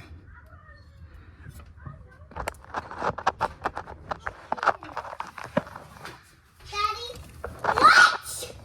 Charlie, look at the van! all right, So I've got all the slack pulled out of the belt on this side. That's my goal, right? Making sure you can see that. Yeah, okay. So I've got the belt. You got to work your way from the crank up and around the front cam and try and get all your slack yanked out as tight as you can get it. Then you got to work your way under the water pump here. So you got to pull the tension under the water pump and then pull it up to the cam like that. And you run your hand around the back side of it.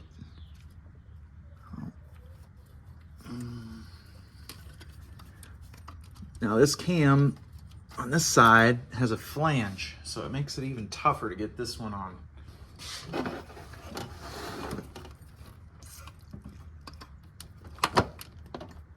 Again, you've got to get all your slack out is the name of the game here. So you really want to pull as hard as you can up here and then slide the belt on and get it into the groove.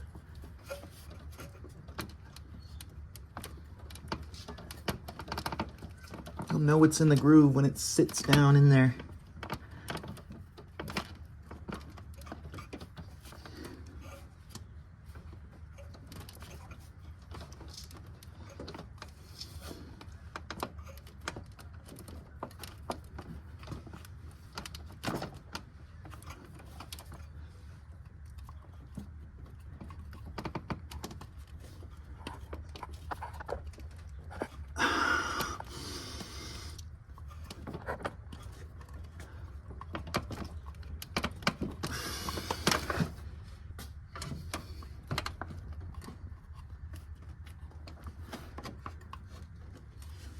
Not quite into the groove.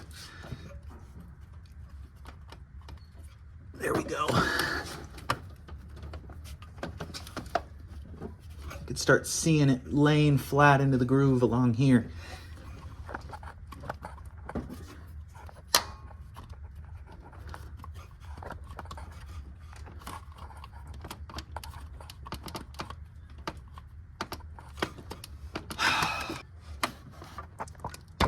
Oh, here we go. Okay, so now it went, finally. So it's just kind of one of those things you have to keep finessing and keep working. So I've made sure my cam teeth or my teeth are all engaged in the belt here. You slowly just keep working the belt all the way back around that cam gear.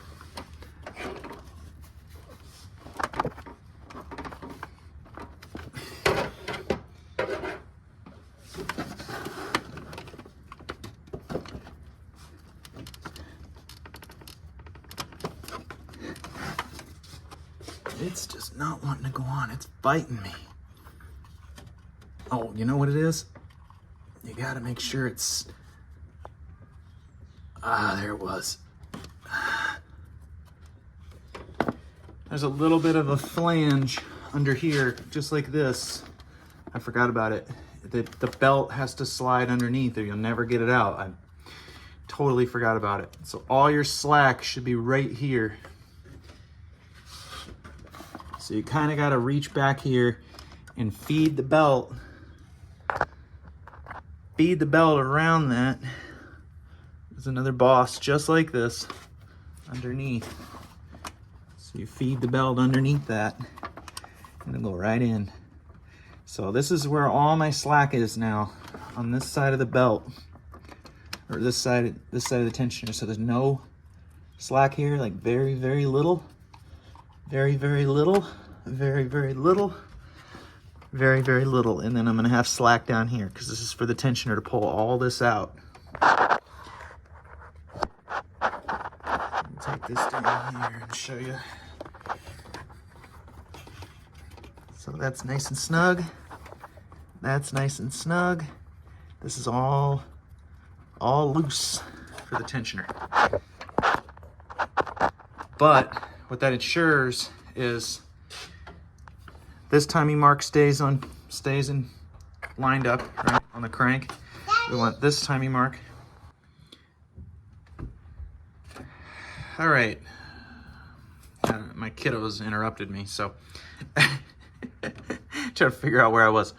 All right, so we want all the slack in the tensioner. So that's right. So what that ensures is this timing mark here stays on in alignment. The timing mark on both of my cams are gonna stay in alignment, right? Because everything except for this part, this run where the tensioner is all tight, right? Anyway, now at this point, we've got everything tightened up. What we need to do is just double check our timing marks and make sure nothing's moved on us. And then we're gonna pull our grenade pin, okay? That is gonna push the hydraulic tensioner out. It's gonna shove this pulley out and take all the slack out of the belt that's over here on this side. All right, so I just did it off camera, but I verified my front and rear and front cam timing marks are aligned, and my crankshaft timing mark is aligned.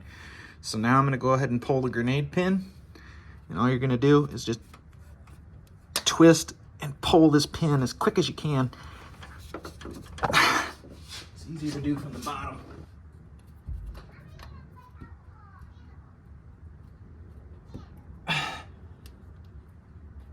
There we go. So that should have taken all the tension. Yep. That tightened the belt up.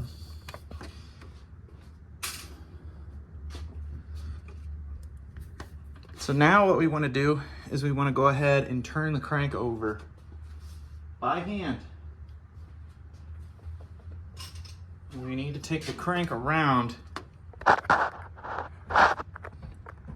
2 revolutions because we want to take it back. So the crank is exactly half of the diameter of the cams. So for every two turns that does, these will do 1 complete revolution.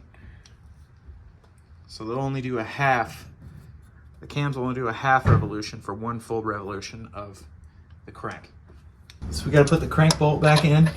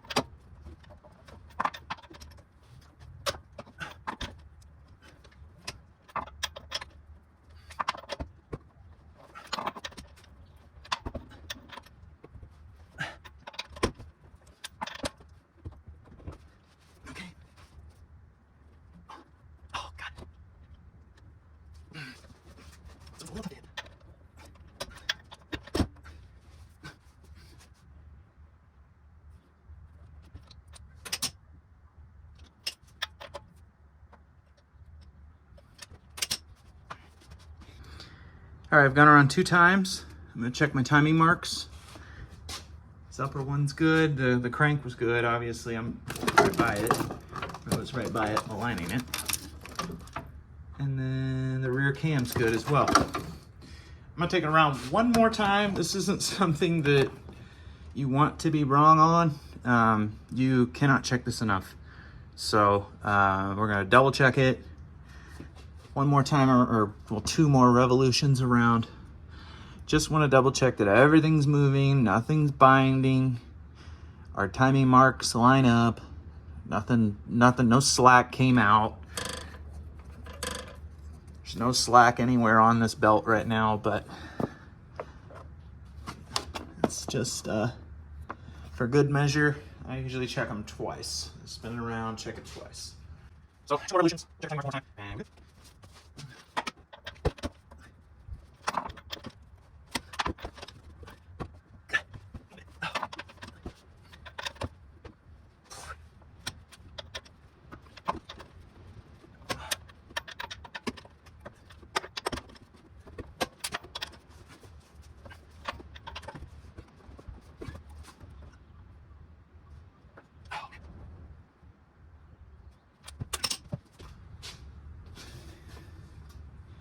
All right, cranks lined up.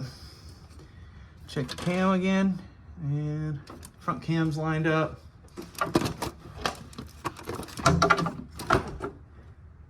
And the rear cam's lined up.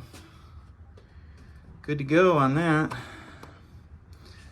So I want to show you what's going on with this tensioner. It's definitely leaking. There's definitely a leak inside of there. Whoops, I'll bring you up. You can see the fluid inside of there. These will leak, and when they leak, you're gonna have big problems. So, but if you were to let out your tensioner, your new tensioner, and then go, oh no, I gotta take the belt back off for something, whatever reason, you forgot to do the water pump, no big deal. Just get yourself a C-clamp, unwind it to the point where this will fit in there.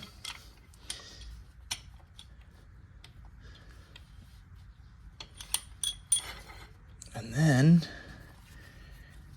take your C-clamp and run it until your pinhole aligns. So I've got it squeezed down in the C-clamp, and I can take my pin and slide my pin all the way through. Then I can take that out, and bam, you got your pin back in, so you can pull it again if need be. All right, so we're gonna go ahead and put this bracket back on. You can see this bolt, these are all clean. That one has some Honda Bond on there, so this is what I'm putting on it. It's a silicone, high temp silicone. All right, so I got a light coating of Honda Bond on that bolt. That's all you need. You don't need a ton.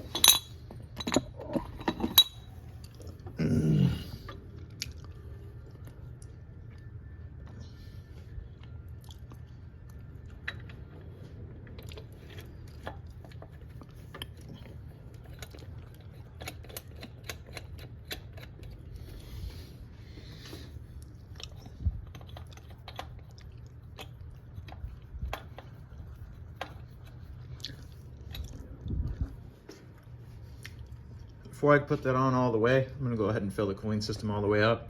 Just double check for leaks. So this is how I fill the cooling system.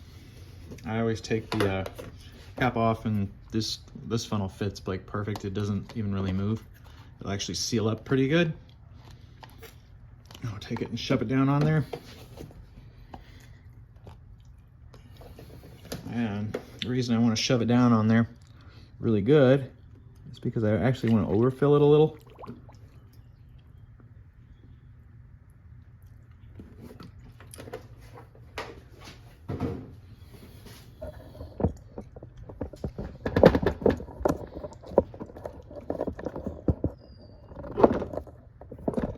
What I'm going to do is I'm going to squeeze the upper radiator hose over by the battery and the lower radiator hose and burp the system. You see the air bubbles popping or bubbling rather.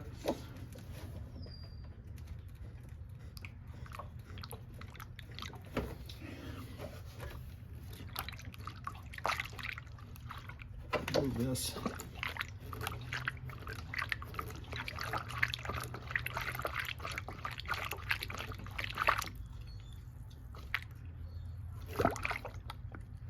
See, I just burped another big air bubble. I'm gonna keep doing that. Just keep overfilling it. Well, as I get closer, I really don't want to overfill it any.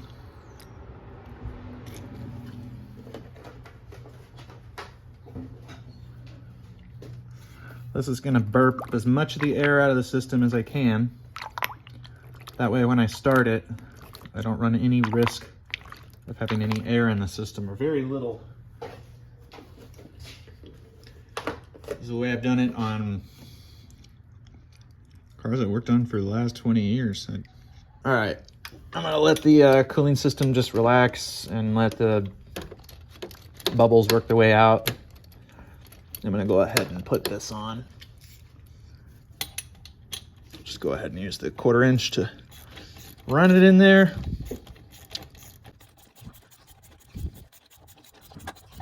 All right, just stop. Didn't do any further.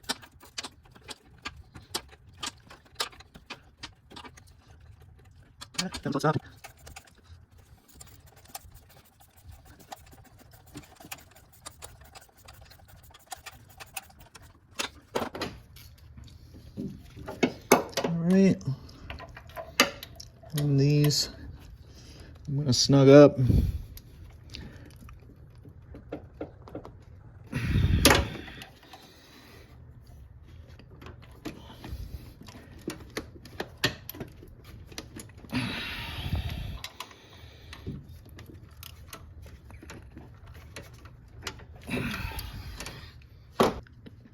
Earlier in the video I said you could really tell if the water pump's been replaced because of how shiny that is. Look at how shiny that the water pump is down there. Yeah, pretty shiny, huh? So you can kind of tell if a car's had this done or not sometimes.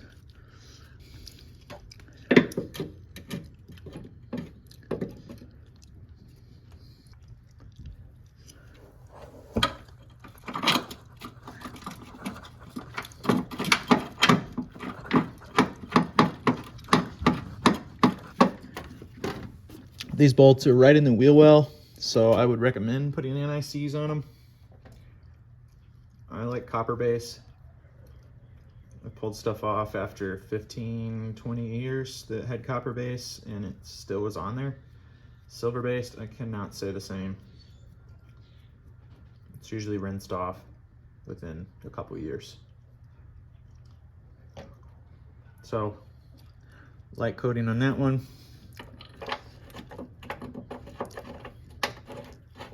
This one actually is pretty important because it's in the wheel well, so it is exposed to all the elements. You got your inner fender in there, but it's still going to be exposed to some stuff. So, all right, grease this one up too.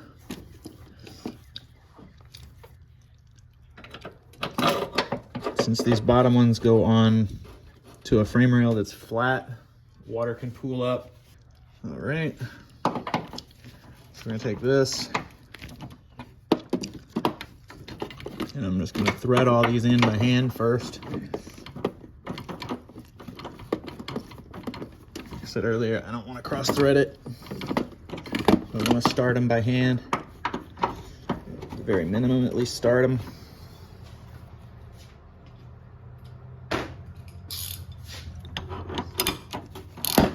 Now they're started, so I'll go ahead and take them in.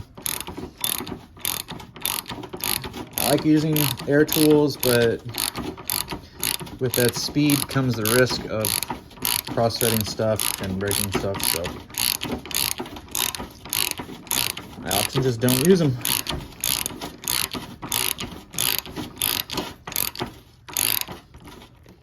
That one's in there all the way almost. I gotta snug it up. I'm just gonna go ahead and take this one down a little further. And I'll snug them both up.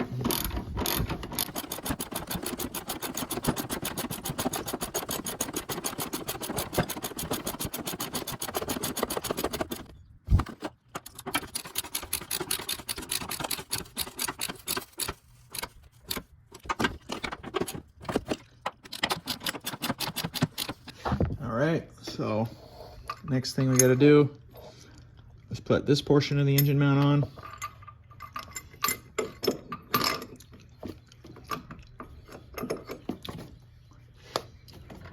Take my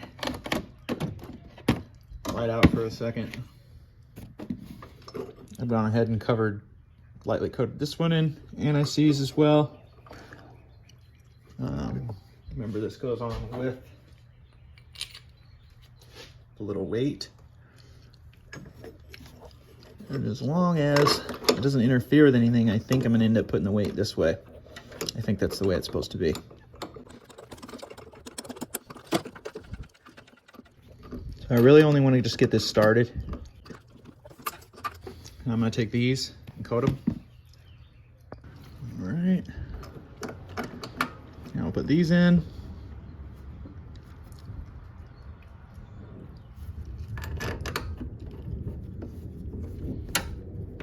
All right.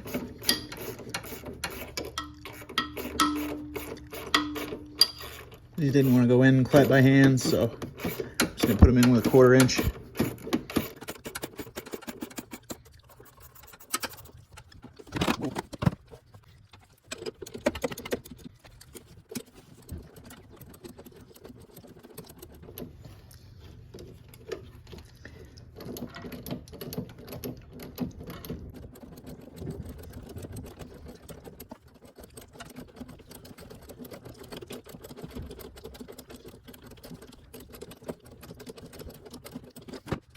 Everywhere.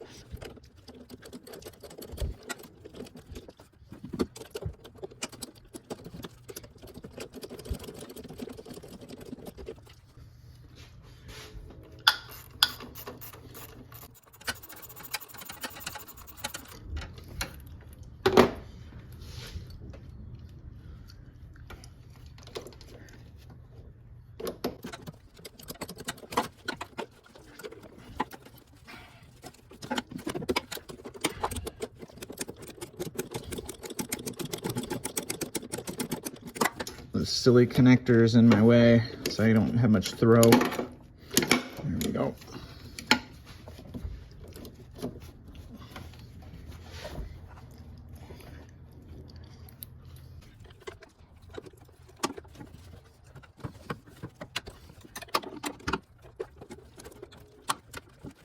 All right, that one's tight.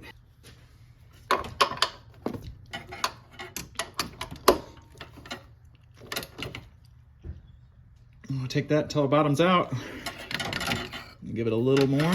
That's it. Take that till it bottoms out. Give it a little more.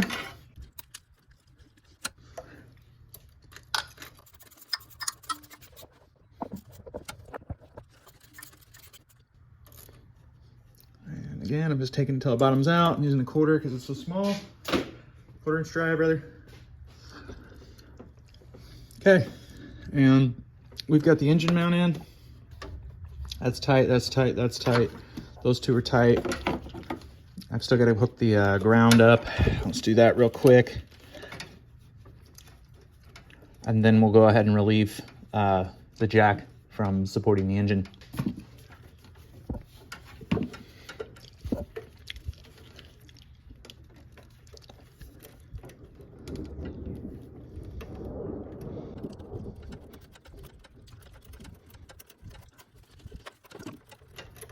I'm starting it by hand.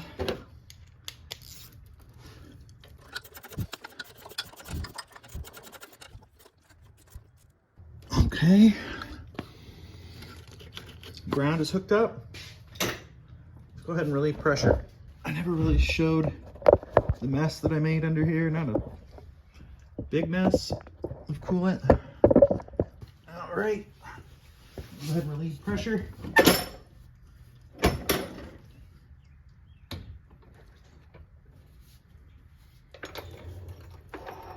So, not a terrible mess down here from when I drained that water, or from when I popped that water pump off. All right, I'll come back down here. Just gonna double check my tensioner bolts. Good. Double check the bolts on this retainer are tight.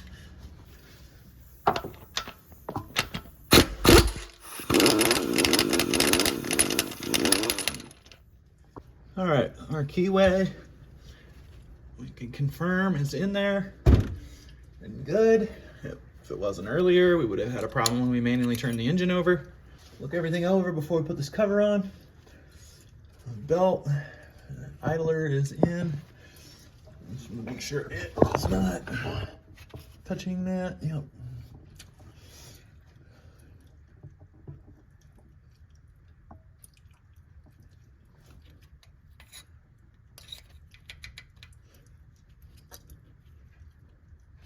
That's tight, that's tight.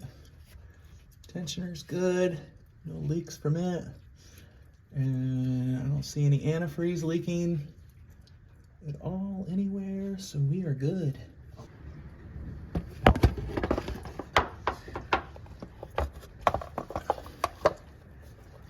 So this cover just goes right up in there like that.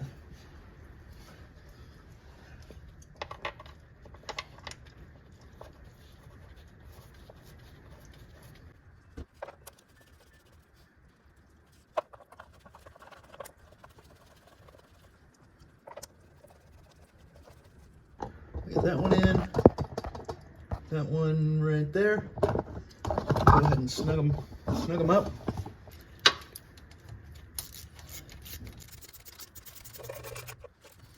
This is just a cover. Oh, these things just have to be snug.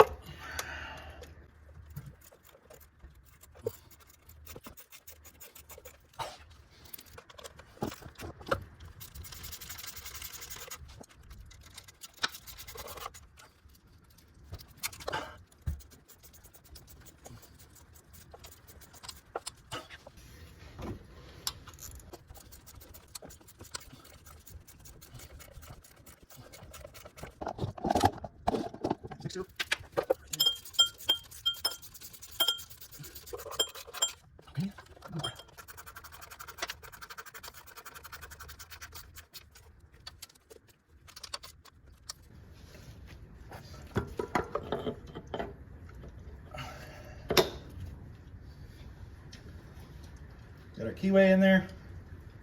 We'll go ahead and put our crank bolt on.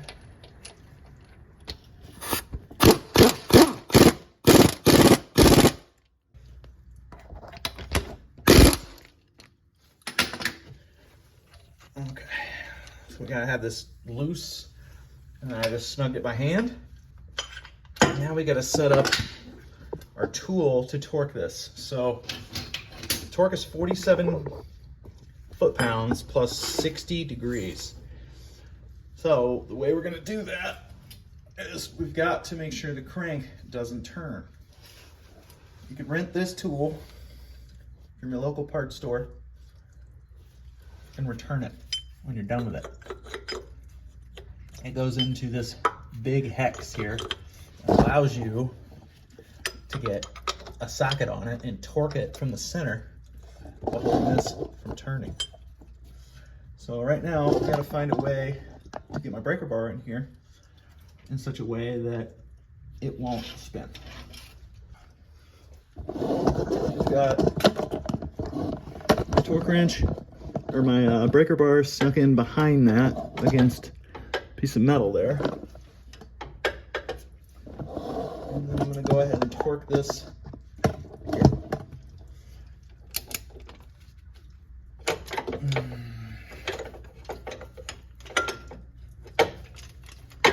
And this is really, if you have somebody to help you, this is where it'd really help to have a second person hold this, because it's kind of tough until you get it bottomed out. Okay, so I got it against it. So that's 47 foot-pounds. Now it's going to go an additional 60 degrees. My breaker bar is wedged in there. It's not coming out. I'm going to end up having to move it in order to get it out. But I was able to sneak it in underneath this sensor and get it up against the control arm there. And I'll show you that in a second. I'm going to go ahead and put this 60 degrees on here. So I'm going to put a tick at the top. I'm going to kind of take it to say to where that mark is about there, because this would be 90 That'd be about 1/3 of the way there. So this is a torque angle meter would actually be the best thing, but I'm doing this without one to show you can do it without one. Well, I brought this bracket over and I dropped a bolt, so I have to find that. Make sure whatever one I leave out is easily accessible. So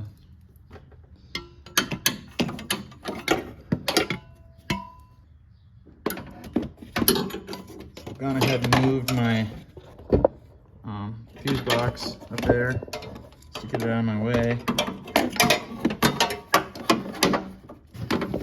It's probably my least favorite part of this job is messing with this fuse box. It's just in your way and you can't get it out of the way. It's just irritating. If there was a disconnect, it really wouldn't be all that much of a pain, but it's just, you're fighting it constantly.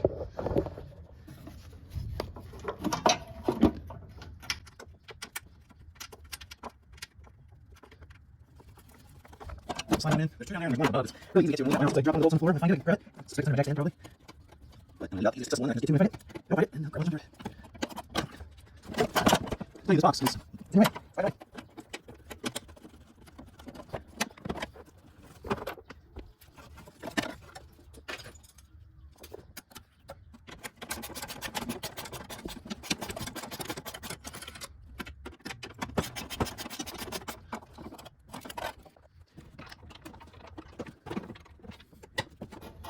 So this is a bolt that I'm gonna have to leave out until I find the other one right here. It's easily accessed, so I'll find it. It's on my floor somewhere. So this bracket goes like this, with this back here for the harness.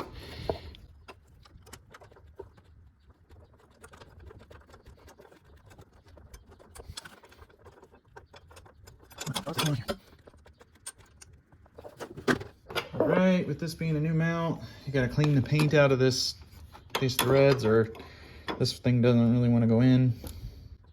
So, I already cleaned up the threads, so.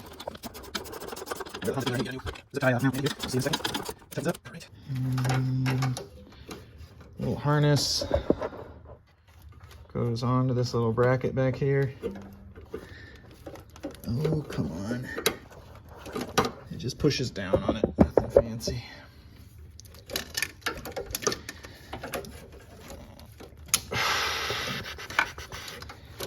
I should have taken these and run them through before. Okay. So here's this harness. Okay, and then this little guy will go on. And by the way, I found this bolt, put it in already. I did that off camera. This little thing, you can see this little thing right here. This little thing goes on it like that. And so you get it off, you just lift up and slide it back out. All right.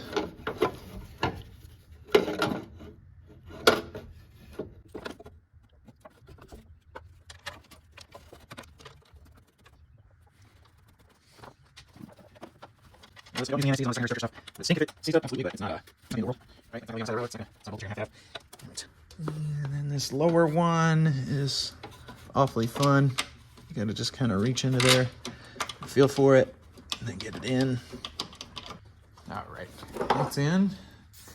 Now we just gotta take these and snug them up. Go ahead and get the bottom one.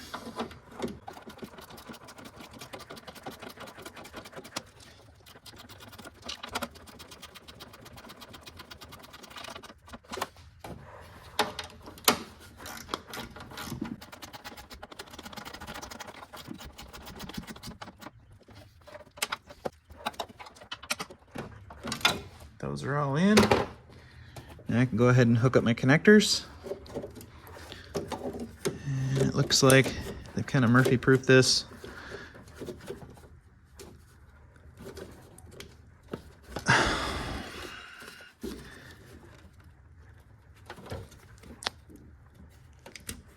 That's awesome. All right. That one goes in there. That one goes in there. That one goes in there.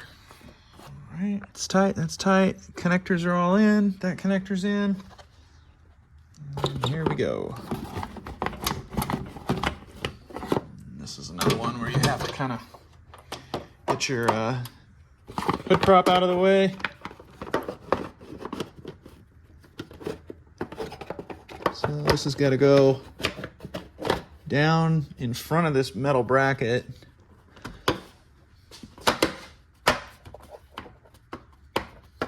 Boom. Good to go.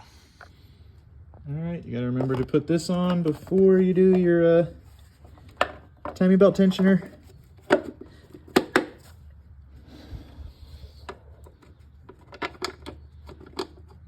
Or not timing belt, serpentine belt tensioner, rather. You better have your timing belt tensioner in if you're putting this on.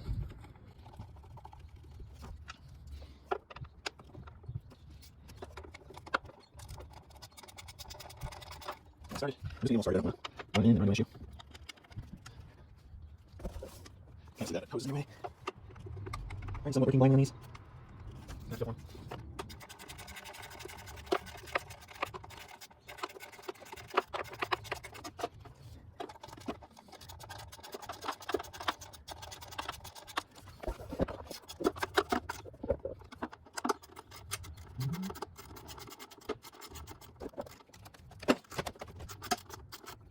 These again, it's metal and plastic, so just get a little bit more, that's it.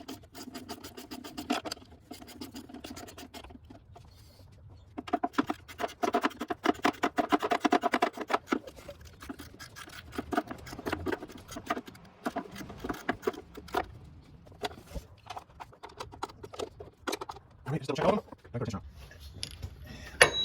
Just bring it in this way. You can get it in from the top or the bottom. Doesn't matter.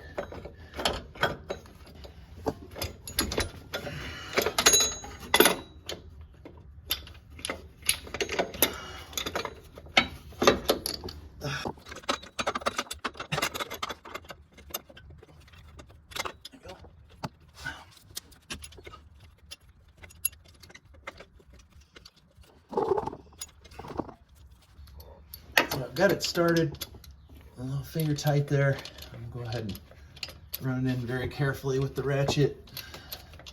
If you feel any resistance, stop. You don't want to cross thread it. Barely you can rest it all. And we want to go ahead before it gets to snug. We want to quit, so I'm kind of watching the gap right here.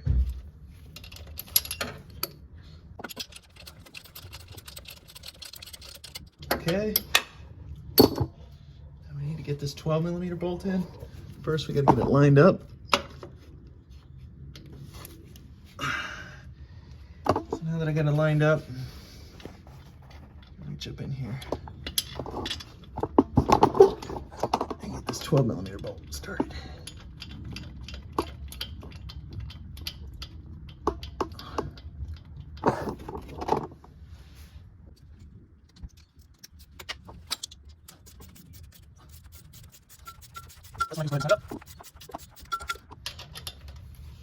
And we'll take this one and snug it a little bit too.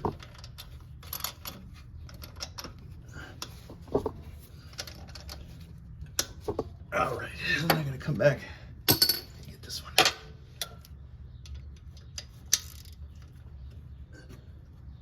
All right, put the rear timing cover on. Everything's out of there. Remember, this one's got the harness above it that you've got to kind of fight. So you got to make sure that harness is lifted over it when you go put this cover on too. So otherwise just smash the harness in there and that wouldn't be good. So I move the harness out of my way there. Oops. So let's get it under it. Okay. Okay, and then I can actually take the harness and just put it in it right now before I even tighten anything up. So I ensure that I don't hit anything.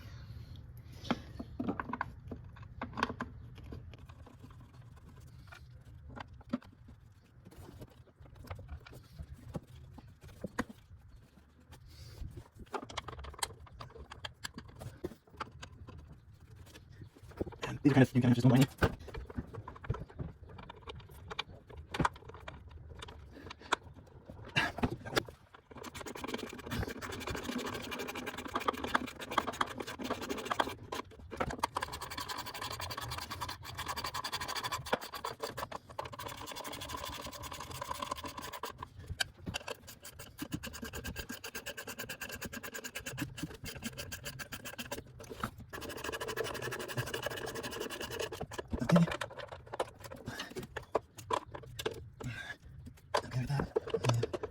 Good to go. All right, rear cover's on. Power steering stuff ball back. So I'm gonna take this. Ooh. I'm gonna take this and feed it under my AC line first. Feed that over there. And then this. Actually, this has to remain over here first. This has to be done in the right order or it just doesn't fit.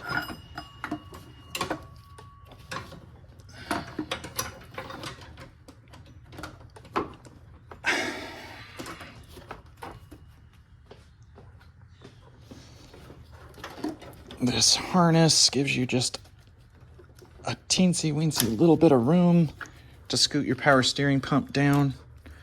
Just don't forget to plug it back in.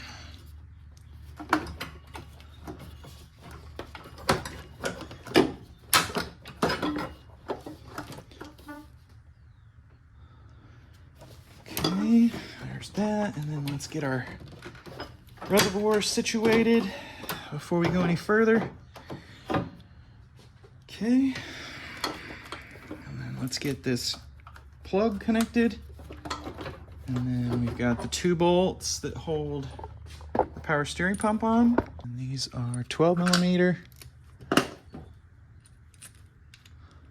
think I used the short. So we got the one back here and then the one down below. Go for the easier one first just to get it stabbed and put in place.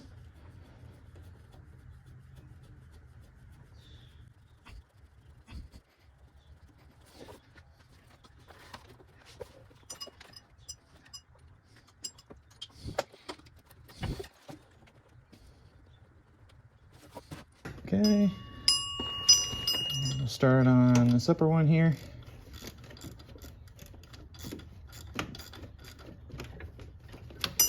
Come back and double check it anyway, so I'm not going to go very tight. You see that if you wait till later to do this, a little tight worse if possible. Something out quite a few times with everything that's in here. So I'll show you kind of a couple ways doing it.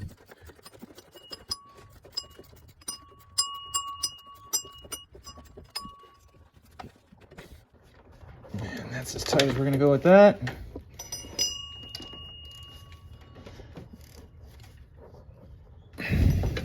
Okay,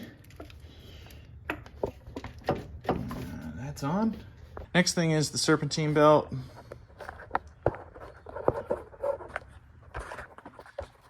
Sometimes these are easier if you get it on the bottom side and feed it on. Sometimes they're easier from the top.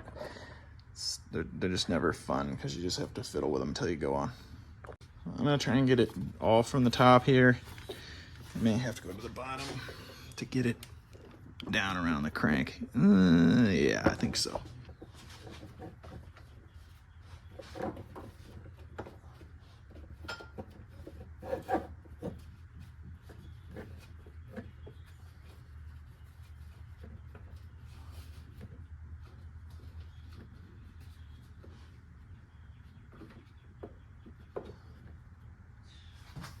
I'm referring to my little diagram I made earlier.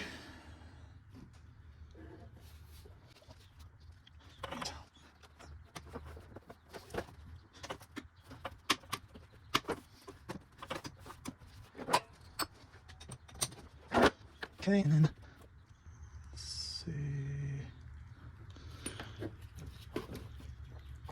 I'm gonna go ahead and pull this through and around the power steering pump. All right, everything is on still down below. Now I'm gonna go ahead and push the belt down.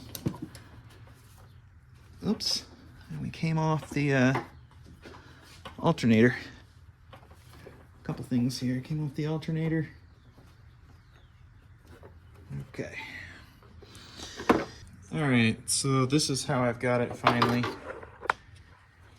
So I drug it up around everything except for the power steering pump here, right here. So now I'm gonna go ahead and get the breaker bar in here.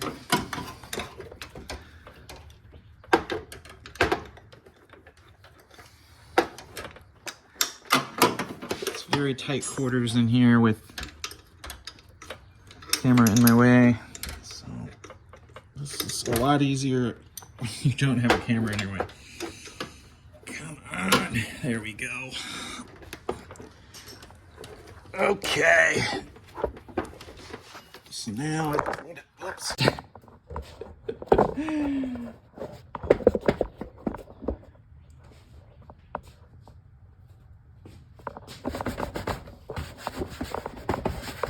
So,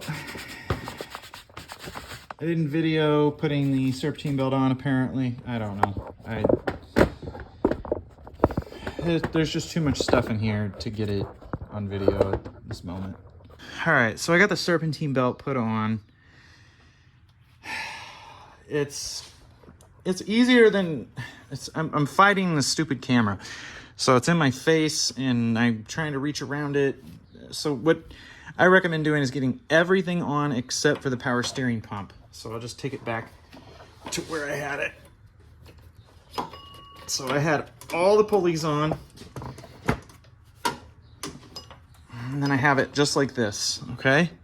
So we got all the other pulleys down below engaged, and I pulled everything around and pulled all the slack up to here. So now I'm just gonna take the belt, rest it against the pump, and then I take my breaker bar and kick it over and get my belt all the way on. Now I'm gonna go and double check all the way around and make sure that it's engaged and on properly here. Oh, I see already a problem. It's on a little too far down here. I don't know if you're gonna be able to see it. It's not centered on that bottom tensioner pulley. I'm gonna fix that. All right, so now it's better on that bottom tensioner pulley. It's centered. You can kind of see where it kind of wears marks into the and everything now. So, or into the idlers there. So just make sure it's engaged tightly on all the belt surfaces there. We're at a point now. I'm gonna go ahead and put this back up. We're at a point now that we're gonna hook up the battery and fire it over. All right, I've gone ahead and looked it all over. Everything's tight. I'm gonna go ahead and fire it up, and we're going to see how our handiwork paid off here. Here we go.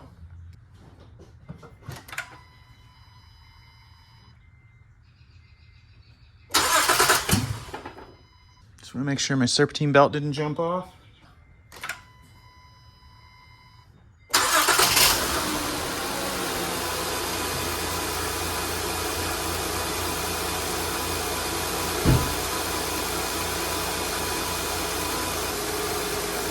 Took the rest of our antifreeze down like I knew it would.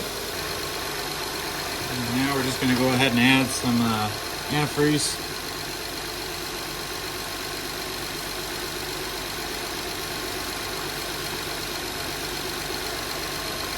Overfill it a little bit. Burp the system.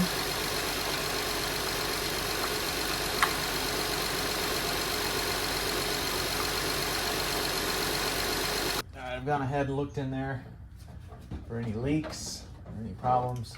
There's nothing to be concerned of. Go ahead and put the splash shield back in, inner fender or whatever you want to call it.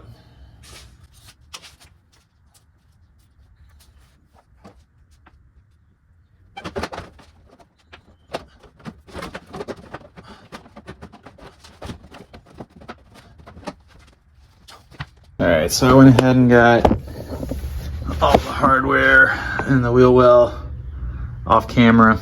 The sun's just blasting in, so these things just pop right in. They're nothing too crazy. So I'm gonna go ahead and put the wheel on, and then that high pressure power steering line, 10mm.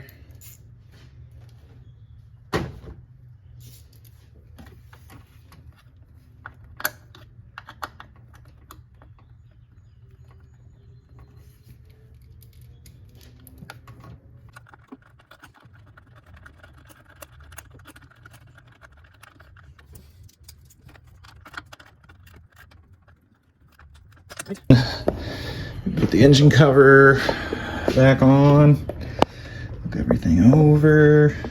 I didn't leave any tools up here. And that's the last thing. So these, first thing you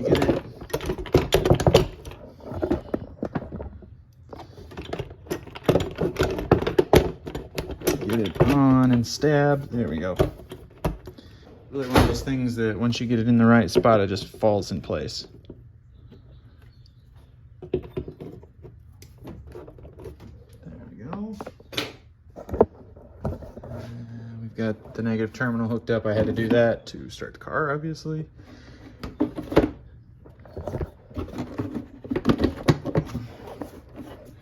So it's got to go plugged in over there. We are all done up here. I'm gonna go put that wheel back on and we're gonna go take it for a test drive.